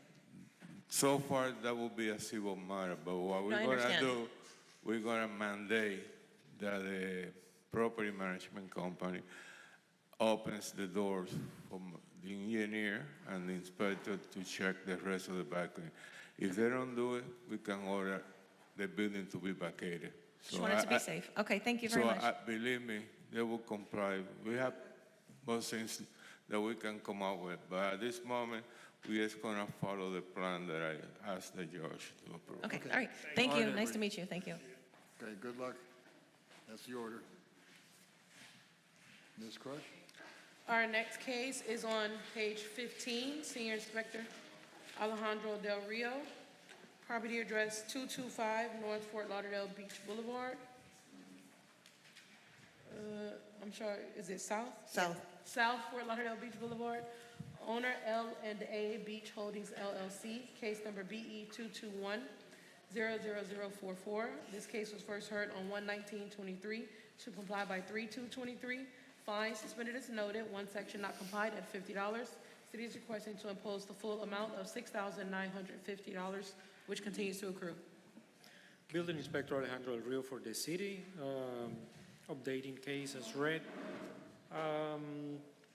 Property owner is working on some steps that they need to complete in order to obtain the CO. City would agree with a 91-day extension. 91 days and what? 91-day extension. Extension, okay. And suspension of fines? Every time we ask for an extension is with suspension on fines. Yes, Your Honor. Okay. Yes. Good morning or afternoon, Magistrate Ansbro. Thank you. My client appreciates the I'm sorry we didn't see you before. I do like to get lawyers done so the client is not paying needlessly for previous. So noted, and I'll make it clear to the team in the future. Courtney Crush, on behalf of L&A Beach Holdings, we would appreciate the 91 days. I do want to let you know that you granted an extension previously in order to install flood barriers. They have been, which was an after-the-fact issue, but those have been installed, and that was provided to the inspector in June. This is a paperwork issue. There is a new form, and I am working with the floodplain reviewer because no one has concluded how we apply this to a 2012 fact pattern. But I did want to let you know we did put in the flood barriers and appreciate that, and hopefully we can come back to you completely complied paperwork-wise. Okay. So the CO has nothing to do with life safety issues? No. If I may? Go ahead. Please. Go ahead. This property had previously had a temporary CO. It was approved by resolution in City Commission 2006, 2008 building permit, 2012 partial or temporary CO for years. There was an issue raised by a former City of Fort Lauderdale employee on several projects regarding flood review. There was no independent floodplain reviewer at the time, so several projects had to find a solution. The solution posited by Richard Benton, who was the city's former floodplain reviewer, was to install flood barriers. That may or may not have been appropriate because that's not how it was TCO'd in the first place. That was done. The flood barrier inspection has been completed. The elevation certificates, everything is closed except the sign off by flood. And it puts the city's floodplain manager in a predicament. They weren't here and acknowledged that. This was a solution. Unfortunately, very recently, Mr. Benton left to another job, and Ms. Powell, who's the current, says, I understand this, it is not in the permit history. Mr. Benton asked you to do this. but doing this comes with this associated form. So I can provide again to the inspector that everything has been signed off from a life safety standpoint, which is why a TCO was issued in the first place. Right. Then this complaint, which I think went to the state, came in on various projects. So the solution was to install flood barriers, and we're just trying to close that out. Okay, so they're giving you 91-day extension. No fines will run, as he's pointed out, to try I to appreciate wrap that. this up. Okay, thank you, Ms. Thank you. Thank you. Thank you. Our next case is on page 28. Chief George Oliva, property address 3132 Northeast 9th Street. Owner 3132 Northeast 9th LLC, case number BE 211000003. This case was first heard on 2/17/22 to comply by 8/16/22. One section complied at $100. Total fines $29,900. City is requesting to reduce to administrative costs of $1,275. George Oliva for the city.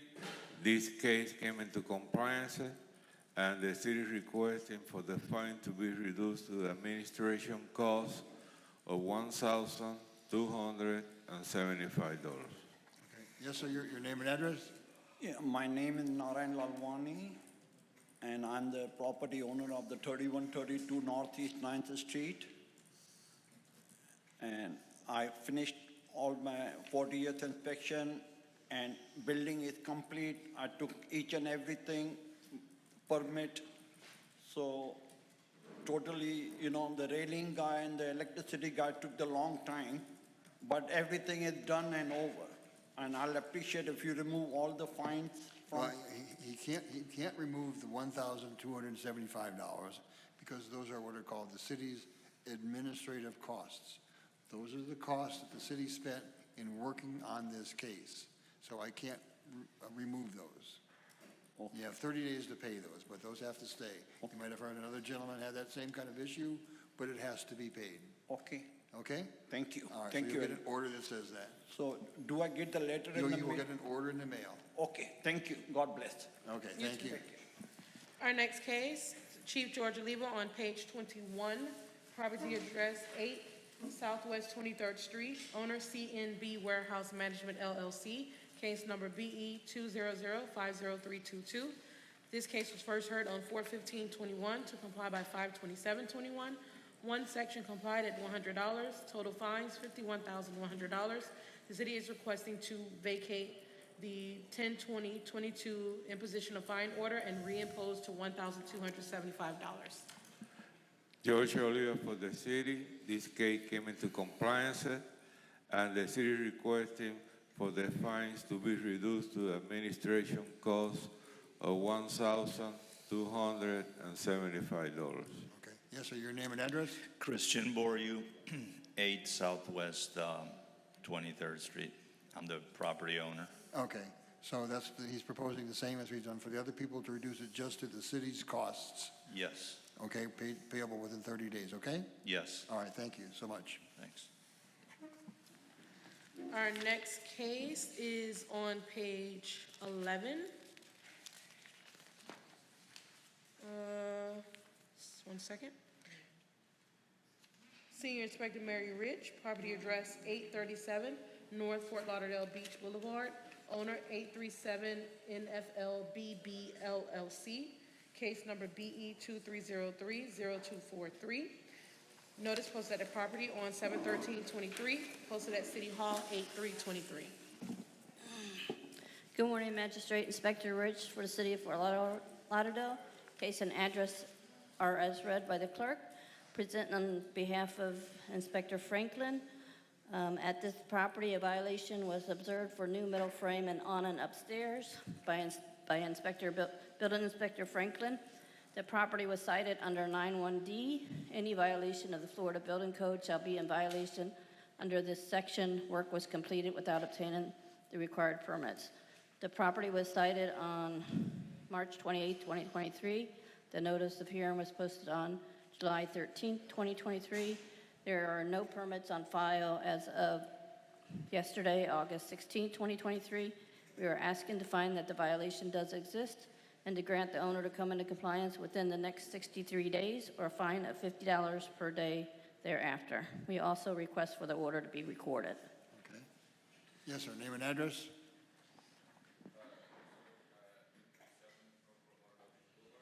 Is the microphone on? It should be a little Yes, light. sir. There you go. Good. Sorry, 837 North Fort Lauderdale Beach Boulevard? Okay. Now, this is right across the street from the ocean, right? Yes, sir. So permit is obviously really important that this meet code. Yes, sir. That's a pretty big structure. They're giving you 63 days to do this. So, and Or if I may, fine. because we do need some clarification and context here, some assistance.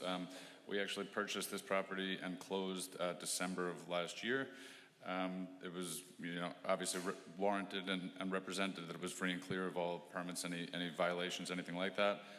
This new awning, quote, new awning, was installed 10 to 12 years ago. We've had inspectors out. We actually had a meeting when we purchased the property. The attendees at that meeting were Mr. Joe Pasquarello, Mr. John Travers was there, Jason Crush, and the previous owner, Simon Carney. But it was represented to us that there were no outstanding permit violations on this property whatsoever. And 1 month later, we have these violations that we've been receiving for this very old item. The previous seller did have issues in past where it was claimed that the city lost permit records when transferring to digital records. So we've been very confused by this whole situation. It's new to us. So if you can give us some direction or guidance of how to best handle this. Okay, Ms. Rich, what do you recommend? So if you notice from the photos, Inspector Franklin put the photos up there of the before and after of when the awning was actually installed for the dates. So it was his findings that the work was completed without permits. There was no permits on file for the awning. So I haven't, sorry. So permits would need to be applied for, and the respondent may get with the building inspector, who is now assigned to the case, within the 63 days to see what is required. So the only thing I've seen here is dated 2023, but all of this awning was installed maybe 2010. There's I two don't see any photos. before photos. Okay. That's the after That's- photo?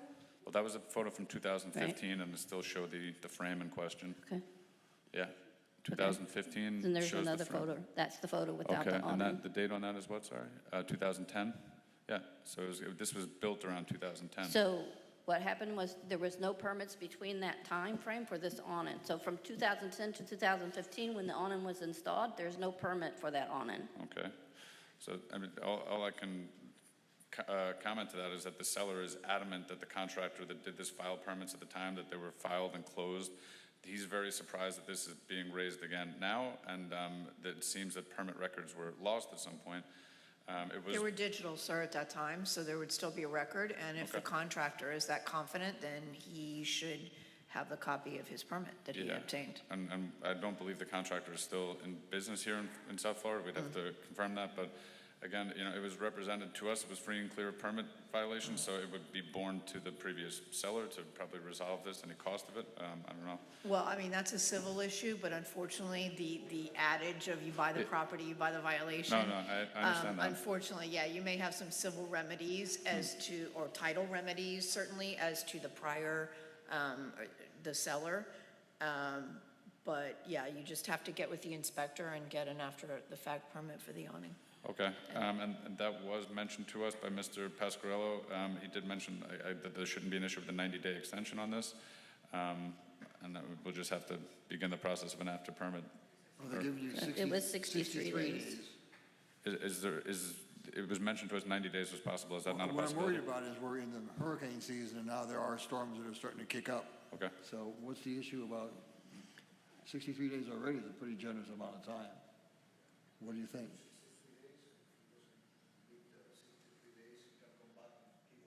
Ask for more time. Yeah. If you need to request additional time, you can notify the special magistrate clerk and to request to be put on the next available agenda to give an update. Okay. Okay, so anyway, 63 days is going to be the order, $50 a day if not timely done, but it'll give you time to work with the city to try to find out. That will start accruing after the 63 days, in other words? That's correct. Okay, thank you, sir. All right, sir. Thank you. Thank you. Our next case is on page 15. Senior Inspector Alejandro Del Rio, property address 2901 Northeast 51st Street. Owner, Waterview Condominium Association of Fort Lauderdale, Inc. Case number BE 2208-0024. This case was first heard on 1/19/23 to comply by 3/2/23. Fine suspended is noted. One section complied at $50. City is requesting to impose the full amount of $3,800, which continues to accrue. Building Inspector Alejandro Del Rio for the city. Updating case as read. This case is already in compliance, and city would agree with reducing the fines to administrative cost of $1,194. Okay. Yes, your name and address? You gotta pull the microphone down a little bit. Thanks. Okay, Alba Carrero, 2901 Northeast 51st Street. Okay. So they would reduce the fines down to the costs that they put into the case, $1,194, due within 30 days, okay? All right. All right, thank you so much for coming down. Thank you. Thank you.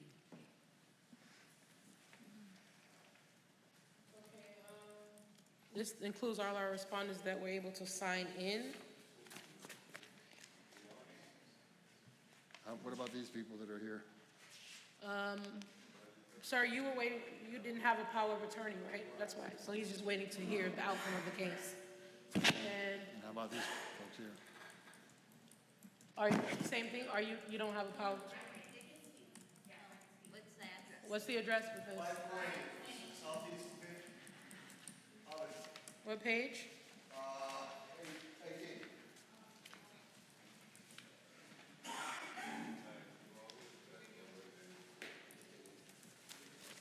Senior Inspector Leonardo Martinez on page 18, property address 520 Southeast 5th Ave, owner Las Olas by the River Condo Association, Inc., case number BE 2107-0378. This case was first heard on 11/18/21 to comply by 1/17/22.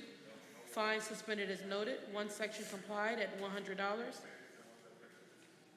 Total fines $30,400. City is requesting to reduce fines to administrative cost of $1,312.84. Inspector Martinez representing the city. Case analysis as read. Cases comply. I will allow the representative to speak. Good morning. Name and address. I'm the building manager for Las Olas by the River, and the building is in compliance. It was a project that I inherited when I took over the building from another management company, but we are in compliance and asking for the administrative fee and to reduce the You're okay fines. with paying Yes. the cost within 30 days, yes? Yes. Okay, great. Thank you so much. Thank you, Your Majesty. Thank you. Thank you. Thanks for being so patient.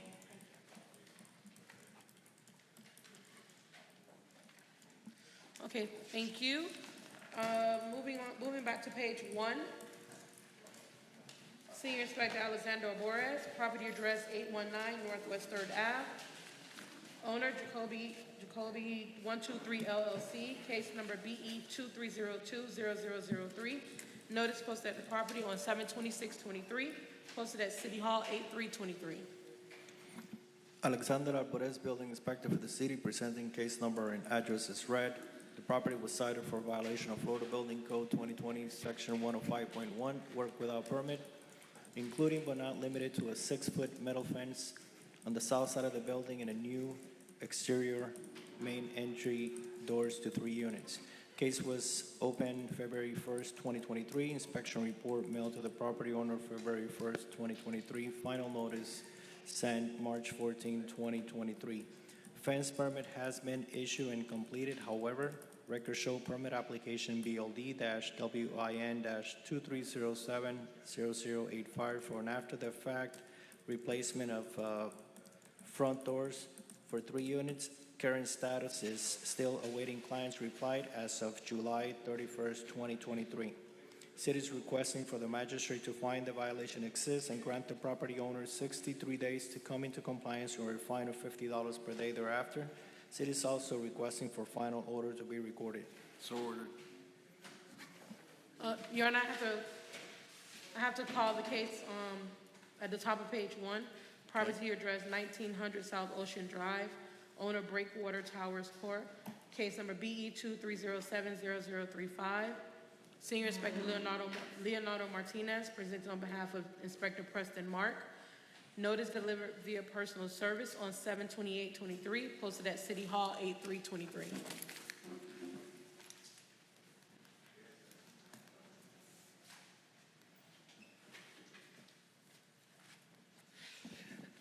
Building Inspector Leonardo Martinez, presenting case for Inspector Preston Mark. This property was cited on the Florida Building Code 116.1.1 that says a building or structures that in the opinion of the building official become unsafe or which have been substantially damaged or otherwise deemed unsafe. The entire building balcony railing system was observed to be unsafe, and an engineer report was requested. Preliminary drawings has been received by our office, but we still await the engineer letter. This property was also cited on the Florida Building Code 105.1. This building has been illegally altered and construction work illegal performed without obtaining the required permit, including but not limited to balcony railing system replacement done without permits. The property was cited on 7/12/2023. The notice of hearing was posted on 7/28/2023. We're asking to find that the violation exists and to grant the homeowners association to come into compliance with the next 63 days for obtaining the permit, or $100 per day thereafter. But I also want to include on that order, your Magistrate, that the engineer report should be submitted to the inspector within the next 7 days, or $100 per day thereafter. Okay. So we got, I want to make clear, for the report, 7 days, within 7 days the report, the engineer report, or $100 per day thereafter, and 63 days to obtain the permit, or $100 per day thereafter. And the order to be recorded. Okay, the concern I've got is, as I saw one of the pictures, you can see the railing is coming away with a crack in it. Are people, right there, are people being told not to occupy this balcony until it's safe? I discussed that with the person that was here early in the morning, and I asked him about the access to the balconies, and that's something that we're gonna be looking into it this coming week when we receive the engineer report. I don't know if I should also request a reappearance within 35 days to see what are the progress of this case, since this is an issue that is a major concern. Okay, but the concern I've got is looking at that, even just that one picture, even to wait for 7 days for the report, isn't there a risk that this is dangerous right now to people that are living there? Okay, let's do this. Let's accommodate the order and 7 days, within 7 days to obtain the report, the engineer report to be submitted, or $100 per day, and reappearance on 35 days. But what I would like in the meantime is the ownership or the managing people to warn all the people not to use their balcony. I mentioned it to the person. We're gonna visit. I'm gonna talk to the inspector when he comes back, and let him know that, I mean, we will visit the property and address that concern about the access to the balconies by the owners. When does he come back? He's coming back on Monday. Monday. Okay. I mean, this is bothering me that somebody goes out there and. I understand. Okay. I understand. I would prefer that you give notice to the management company of the condominium today to tell people not to use the balconies today. I can do that, sir. You can do that, please? Yeah, I can do that, and make sure you keep a record of it with whom you spoke, date, time, maybe an email to confirm. But it could be dangerous. Yes, sir. When it could be dangerous, it's dangerous in my estimation. I understand. Okay? Okay, so we're gonna go for the report within 7 days, or $100 per day, and an order to reappearance on the next special magistrate. Right, but a call and something to confirm. The management people are telling all the unit owners not to use the balcony. Yes, sir. Thank you. Okay, so ordered. And the order to be recorded too. Yes. Yeah, that's for a work without permit. All right. Senior Inspector Alexander Boris, property address 1621 Northeast 16 Terrace, 1-2, case number BE 22120118, owner Alejandrina Sai Redinger and Ricardo Saguro and all others. Notice posted at the property on 7/12/23, posted at City Hall 8/3/23. Alexander Alvarez, Building Inspector for the city, presenting case number and address as read. The property was cited for violation of Florida Building Code 2020, Section 105.1, change of use and work without permit, including but not limited to illegal conversion of a rear garage structure into a third dwelling unit without obtaining the required permits. Rear structure roof extended towards the north side of the property line, and pavers without a permit. The case was opened December 29, 2022. Inspection report mailed to the property owner January 23rd, 2023. Final notice March 28, 2023. The owner has informed me that they have decided to demolish the entire rear structure. They're going to be applying for a demolition permit. City's requesting for the magistrate to find that the violation exists and grant the property owner 63 days extension to come into compliance or $50 per day thereafter. City is also requesting final order to be recorded. So ordered. Our next case is at the top of page 2, Senior Inspector Mary Rich, property address 1230 Northwest 8th Street, case number BE 2305-0074, owner Housing Authority of the City of Fort Lauderdale. Notice posted at the property 7/28/23, posted at City Hall 8/3/23. Good morning, Senior Inspector Mary Rich for the City of Fort Lauderdale. Case and address are as read by clerk. Violation is section 28-155A through F. The existing fire backflow prevention device has not been tested for the subsequent recertification as per City of Fort Lauderdale Municipal Code of Ordinance, Chapter 25-153 and 28-155. Final notice was mailed to owner listed in BCPA by admin staff. Notice of hearing was posted at property on July 28, 2023. As of the pre-hearing inspection on August 16th, the violation remains and BSI online has not been updated. The city is requesting 42 days or $50 per day thereafter. Okay, this is not a life safety thing. It's just something they have to do to prevent water backing up, right? It has to do with the backflow, the fire prevention and bypass backflow. But is it a life safety thing or not?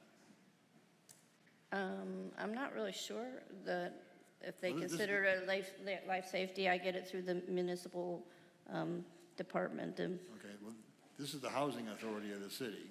yeah. And yeah, kind of odd. And there's 3 more cases on page 5 for the same thing and the same tenant, same owner. Somebody we do somebody all those- else's cases, yes. We get these all the time, so our water billing department sends out a notice, and then we get them to enforce a final notice, and then we take them to hearing to do the enforcement. Okay, so you want to do the 40 days, $50? 42 days or $50 per day. Okay, so there. ordered. Property address 1470 North Dixie Highway, owner Wisteria Court Condo Association, Inc., case number BE 2303-0012.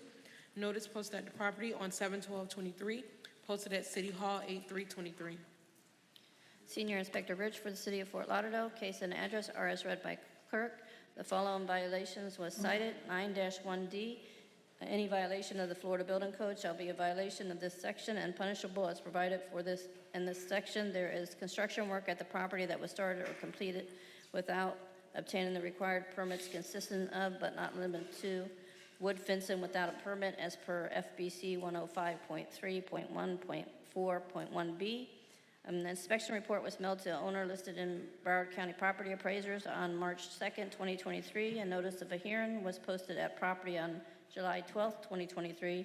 As of the pre-hearing inspection on August 16th, the violation remains. There was no permit on file. There was a property representative here, but she did not have legal standing to speak. So she did advise that they are applying for their permits now. So the city is requesting 63 days or $50 per day thereafter. So ordered. Property address 533 Northeast 3rd Avenue, Senior Inspector Jorge Martinez. Owner, Soleil at Fort Law Condo Association, Inc., case number BE 2106-0160. Notice posted at the property 8123, posted at City Hall 8323.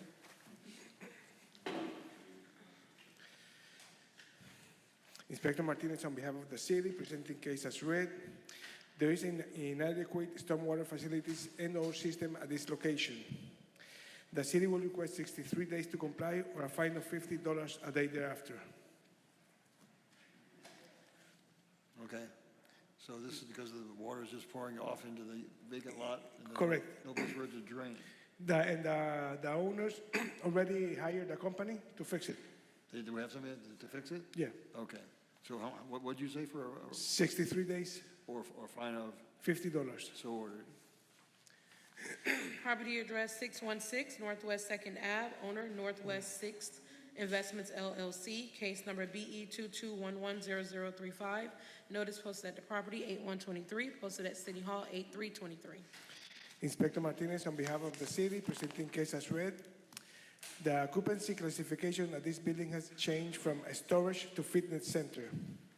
The permits have been submitted. The city will request 63 days to comply or a fine of $50 a day thereafter. How many days? 63. So ordered.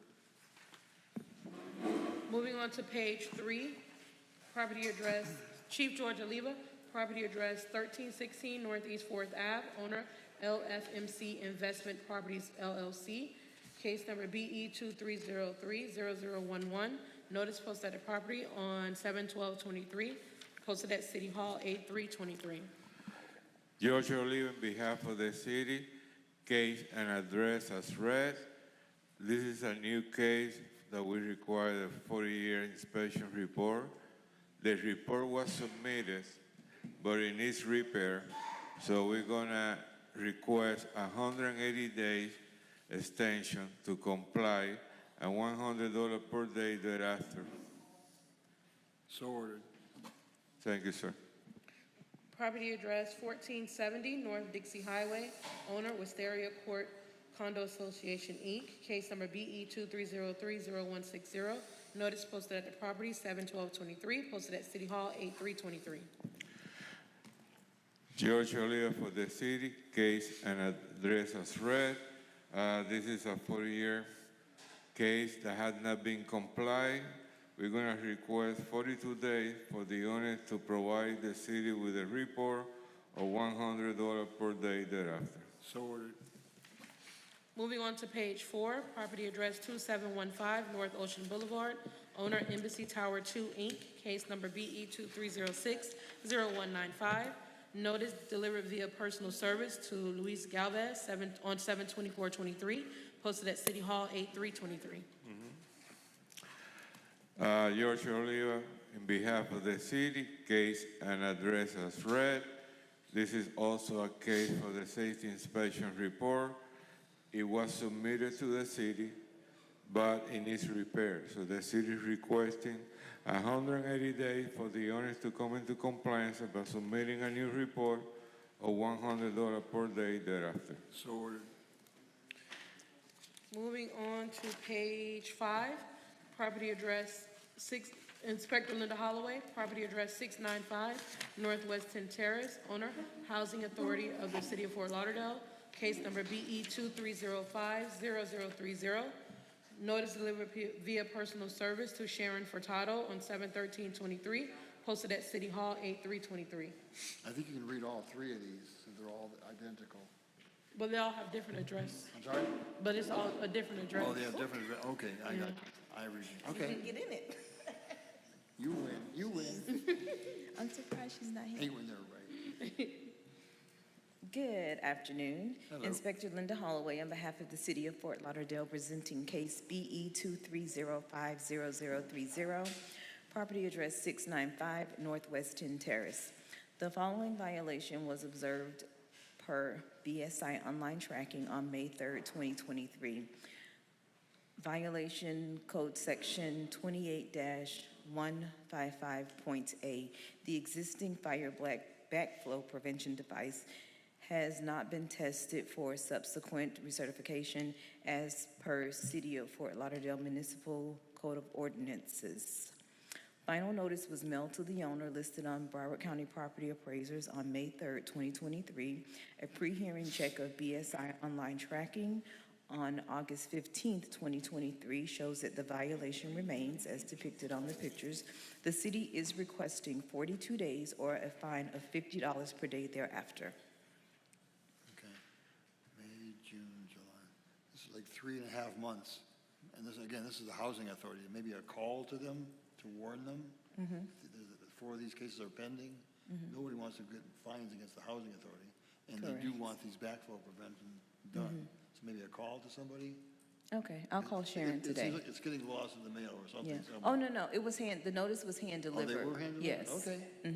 Well, So she is rats. aware, and normally Rats. she's here for these things, so. Oh, they are? Yeah. Okay. A lot of the times they have parts that are on order, Okay. which causes the delay. Okay, all right, that's your order, so ordered.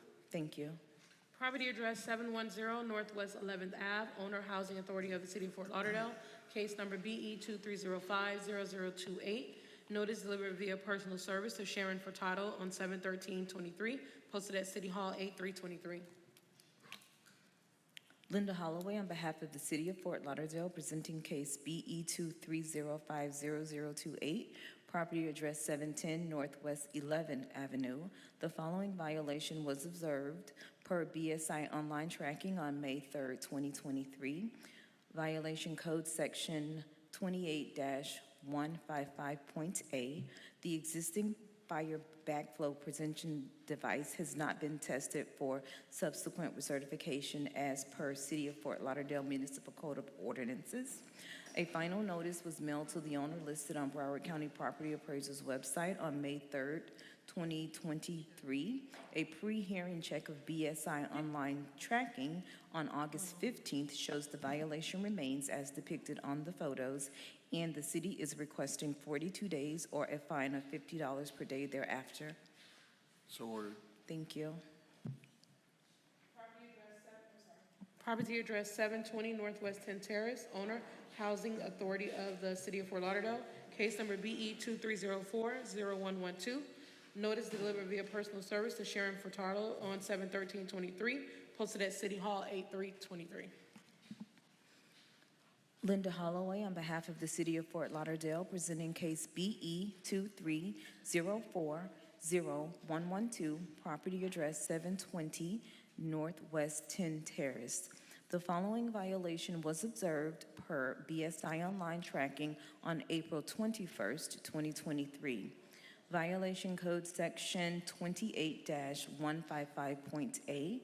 The existing fire backflow prevention device has not been tested for subsequent recertification as per City of Fort Lauderdale Municipal Code of Ordinances.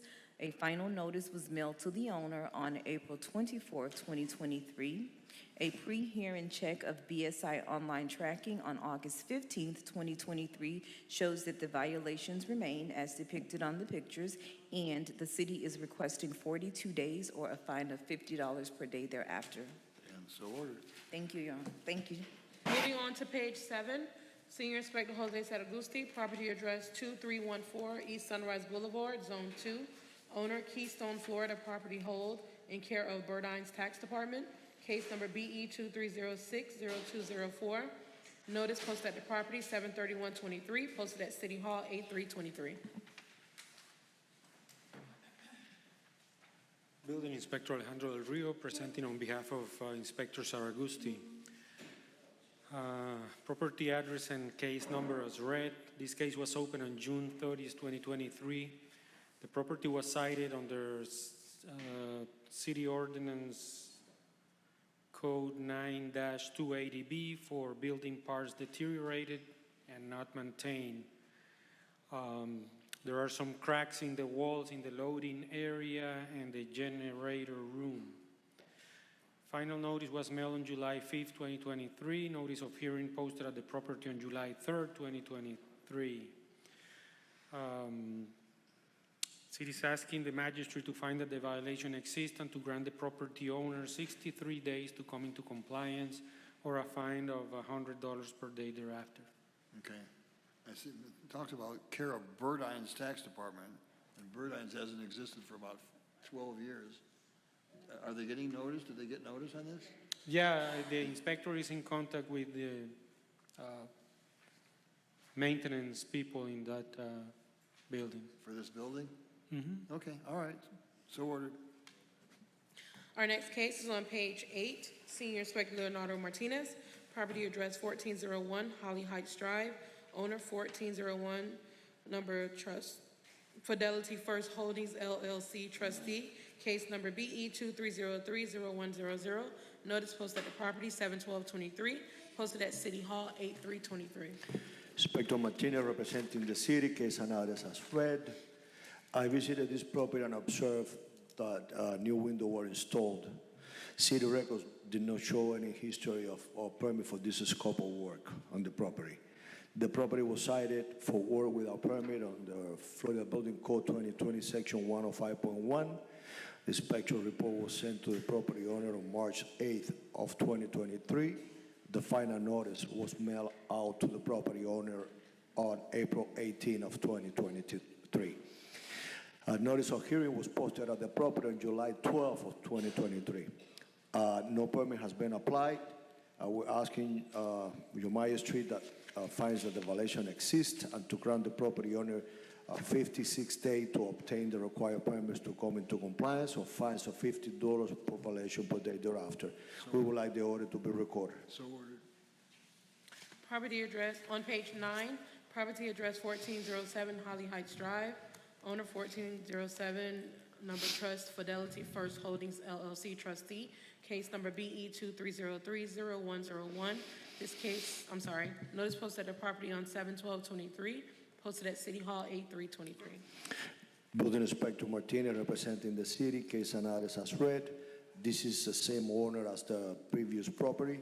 I visited the property and observed that new windows were installed. City record did not show any history of permit for the scope of work. The property was cited for work without permit on the Florida Building Code 2020, Section 105.1. Case was open and inspection report was mailed to the property owner on March 9th of 2023. The final notice was sent to the property owner on April 18 of 2023, and the notice of hearing was posted on July 12 of 2023 at the property. No action has been taken. We are asking your owner, your magistrate, to find that the violation exists and to grant the property owner 56 days to obtain the required permits to come into compliance, of fines of $50 per violation per day thereafter. And record it? And record the order, please. So ordered. Property address 1801 Northeast 8th Street, owner Michael Gregory Gibson, case number BE 23030242. Notice posted at the property 7/12/23, posted at City Hall 8/3/23. Building Inspector Martinez, representing the city, case and others as read. I visited this property and upon arrival, they were ready to start pouring a concrete patio. Michael, the property owner, was on site. I issued and handed to him a stop work order. I also observed a new PVC fence, a new wooden pergola. The property was cited for work without permit under Florida Building Code 2020, Section 105.1. The case was open and inspection report was mailed to the property owner on March 24th of 2023. Final notice was mailed to the property owner on May 2nd of 2023, and the notice of hearing was posted at the property on July 12th of 2023. There was a fence permit for the PVC fence issued on July 31st of 2023, so the fence permit, that will comply that case about the fence. I emailed the owner and he says that he's planning to remove the pergola and also don't pour concrete. He's gonna plant some grass. But as now, until that happens, we're asking your owner to find that the violation does exist and to grant the property owner 56 days to come into compliance or fines of $50 per violation per day thereafter. And the order to be recorded. So ordered. Moving on to page 11, property address 824 Southwest 24th Street. Senior Inspector Alejandro Del Rio presenting. Owner, Irving and Carol Brunswick Revocable Trust. Irving and Carol Brunswick trustees, case number BE 23070196. Notice posted at the property on 7/19/23, posted at City Hall 8/3/23. Building Inspector Alejandro Del Rio for the city, presenting case as read. This case was opened on July 17, 2023. The property was cited for the following violations. 9-280B, there are building parts which are deteriorated and not maintained, including but not limited to the roof of the property. The roof has collapsed. Florida Building Code 2020-116.1.1, building is substantially damaged and has become unsafe. Notice of hearing was posted at the property on July 19, 2023. The city is requesting from the special magistrate to find that the violation exists and to give the property owner for 9-280B 91 days to comply or a fine of $50 per day thereafter, and for Florida Building Code 2020-116.1.1, 91 days to demolish the property or bring it into compliance, or the city will proceed to demolish it at the owner's expense. Okay, I'm looking at the pictures. It shows 828, and the agenda says 824. Are those accurate? That building have two entrances, two numbers. Okay. Yes. So it's okay. It's a commercial building with 2 units. Okay. All right. So ordered. Thank you. On page 12, Senior Inspector Mary Rich presenting, property address 1790 East Los Olos Boulevard 15. Owner Eric Schultz, case number BE 23030131. Notice posted at the property on 7/13/23, posted at City Hall 8/3/23. Senior Inspector Rich presenting on behalf of Building Inspector Franklin for the City of Fort Lauderdale. Building Inspector Franklin observed a violation was observed for kitchen remodel, water heater change out, electric for kitchen and bathroom remodel. The property was cited under 9-1D. Any violation of the Florida Building Code shall be in violation under this section. Work was completed without obtaining the required permits. The property was cited on March 10th, 2023. The notice of hearing was posted on July 13th, 2023. A permit has been applied for, BLD-RALT-230-70090, and is in process as of August 16th. We are asking to find that the violation does exist and to grant the owner to come into compliance within the next 63 days or find a $50 per day thereafter. We also request that the order to be recorded. So ordered. At the bottom of page 12, property address 2041 Southwest 32nd Terrace, case number BE 23040020. Owner Rafaela Consuegra. Inspector Wilson Quintero presenting. Notice posted at the property on 7/19/23, posted at City Hall 8/3/23. Good afternoon, Inspector Wilson Quintero Jr. presenting on behalf of previous Inspector Franklin. Case and address as read. Inspector Franklin noted that this permit was left to expire as stated in today's agenda. Property was cited under FBC 2020 section 105.3.2.1. Property was cited on April 4th, 2023, and the notice of hearing was posted on 7/19/23. A check this morning showed that the permit is still expired. We are asking to find that the violation does exist and to grant the owner to come into compliance within the next 42 days or a fine of $50 a day thereafter, and we're also requesting for the order to be recorded. So ordered. Thank you.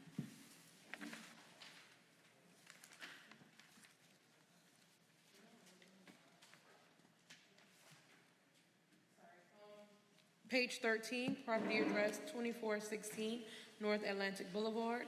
Owner Daniel Michael Hurt. Senior Inspector Mary Rich presenting. Case number BE 23030140. Notice posted at the property 7/13/23, posted at City Hall 8323. Senior Inspector Rich presenting for the City of Fort Lauderdale on behalf of Building Inspector Franklin, who observed there was new plywood sheathing, new exterior hi-hats, and a mini split changeout. The property was cited under 9-1D. Any violation of the Florida Building Code shall be in a violation under this section. Work was completed without obtaining the required permits. The property was cited on March 13, 2023. The notice of hearing was posted on July 13, 2023. There is a permit awaiting issuance for the electrical ELE-RES-230-40116 as of August 16th. We are asking to find the violation does exist and to grant the owner to come into compliance within the next 63 days or a fine of $50 per day thereafter. We also request the order to be recorded. So ordered. 63. At the bottom of page 13, property address 2764 Northeast 15th Street. Inspector Wilson Quintero presenting. Owner Patricia A. Brennan, case number BE 23040017. Notice posted at the property on 7/24/23, posted at City Hall 8323. Inspector Quintero Jr. presented on behalf of previous Inspector Franklin. Case and address as read. The permit was left to expire as stated in today's agenda. The property was cited under FBC 2020, section 105.3.2.1. Property was cited on April 4, 2023. The notice of hearing was posted on 7/25/23. We're asking to find that the violation does exist and to grant the owner to come into compliance within the next 42 days or a fine of $50 a day thereafter. And recorded? No. According to Diana, no. No. No? Okay, so ordered. Thank you. Page 14 at the top, property address 3000 Riverland Road. Linda Holloway presenting. Owner Steve Ostrovsky, case number BE 23030183. Notice posted at the property on 7/19/23, posted at City Hall 8323. Good afternoon. Inspector Linda Holloway presenting on behalf of Inspector Franklin, case BE 23030183, property address 3000 Riverland Road. The property was inspected on March 20th, 2023 by Inspector Franklin, and the following violation was observed as depicted in the photos. 9-1D, any violation of the Florida Building Code shall be a violation of this section and punishable as provided for in the section. There is construction work at this property that was started or completed without obtaining the required permits, consisting of but not limited to a built carport. An inspection report was mailed to the owner listed on Broward County Property Appraiser's website on March 20th, 2023. A final notice was mailed on April 20th, 2023. I have been in contact with the property owner, Steve, as well as his daughter.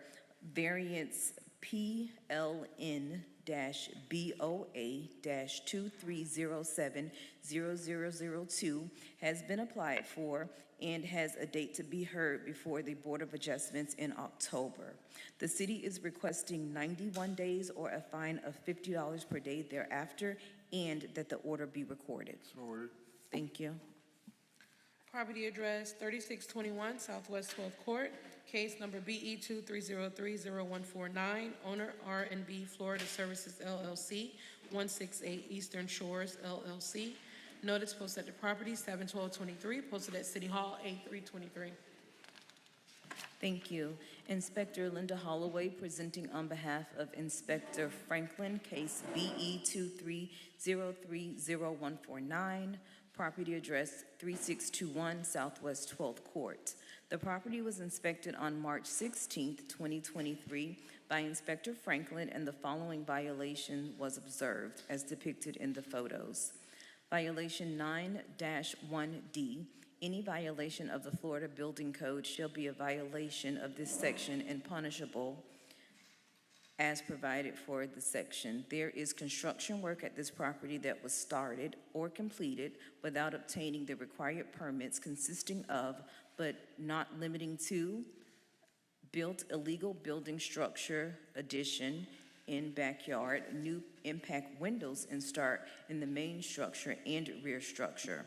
An inspection report was mailed to the owner listed in BC Broward County Property Appraiser's website on March 17th, 2023, and the final notice was mailed on April 25th, 2023. I have not had contact with the owner. A pre-hearing inspection on August 15th, 2023 shows that the violation remains and no permit has been issued or applied for. The city is requesting 63 days or a fine of $100 per day thereafter, and that the order be recorded. So ordered. Thank you. Page 15 at the bottom, Senior Inspector Jorge Martinez, property address 901 West Las Olas Boulevard, case number BE 22050088. Owner, Detari Panit Desac. That's easy for you to say. Vulnerable, jeez. This case was first heard on 9/15/22 to comply by 11/17/22. Fine suspended as noted. One section not complied at $50. City is requested to impose the full amount of $9,100, which continues to accrue. So ordered. Page 16, property address 225 Southeast 16th Ave, owner Las Olas Walk Condo, Inc., case number CE 22090304. This case was first heard on 2/16/23 to comply by 4/20/23. One section complied at $50. Total fines, $3,350. City is requested to reduce fines to administrative costs of $1,194.12. So ordered. Page 17, property address 520 Northwest 17th Ave, case number BE 22110019, owner 3I Power LLC. This case was first heard on 3/16/23 to comply by 5/18/23. One section not complied at $250. City is requested to impose the full amount of $22,500, which continues to accrue. So ordered. Property address 1590 Southwest 31st Ave, case number BE 22110070. Owner Lawrence D. Laud Sartori, Sunshine Heidi Sartori. This case was first heard on 3/16/23 to comply by 5/18/23. One section not complied at $500. City is requesting to impose fines of $45,000, which continues to accrue. So ordered. Property address 2110 Northwest 28th Terrace, owner Fish 8 Investments LLC, case number BE 2210037. This case was first heard on 2/16/23 to comply by 4/20/23. One section not complied at $50. City is requesting to impose the full amount of $5,900, which continues to accrue. So ordered.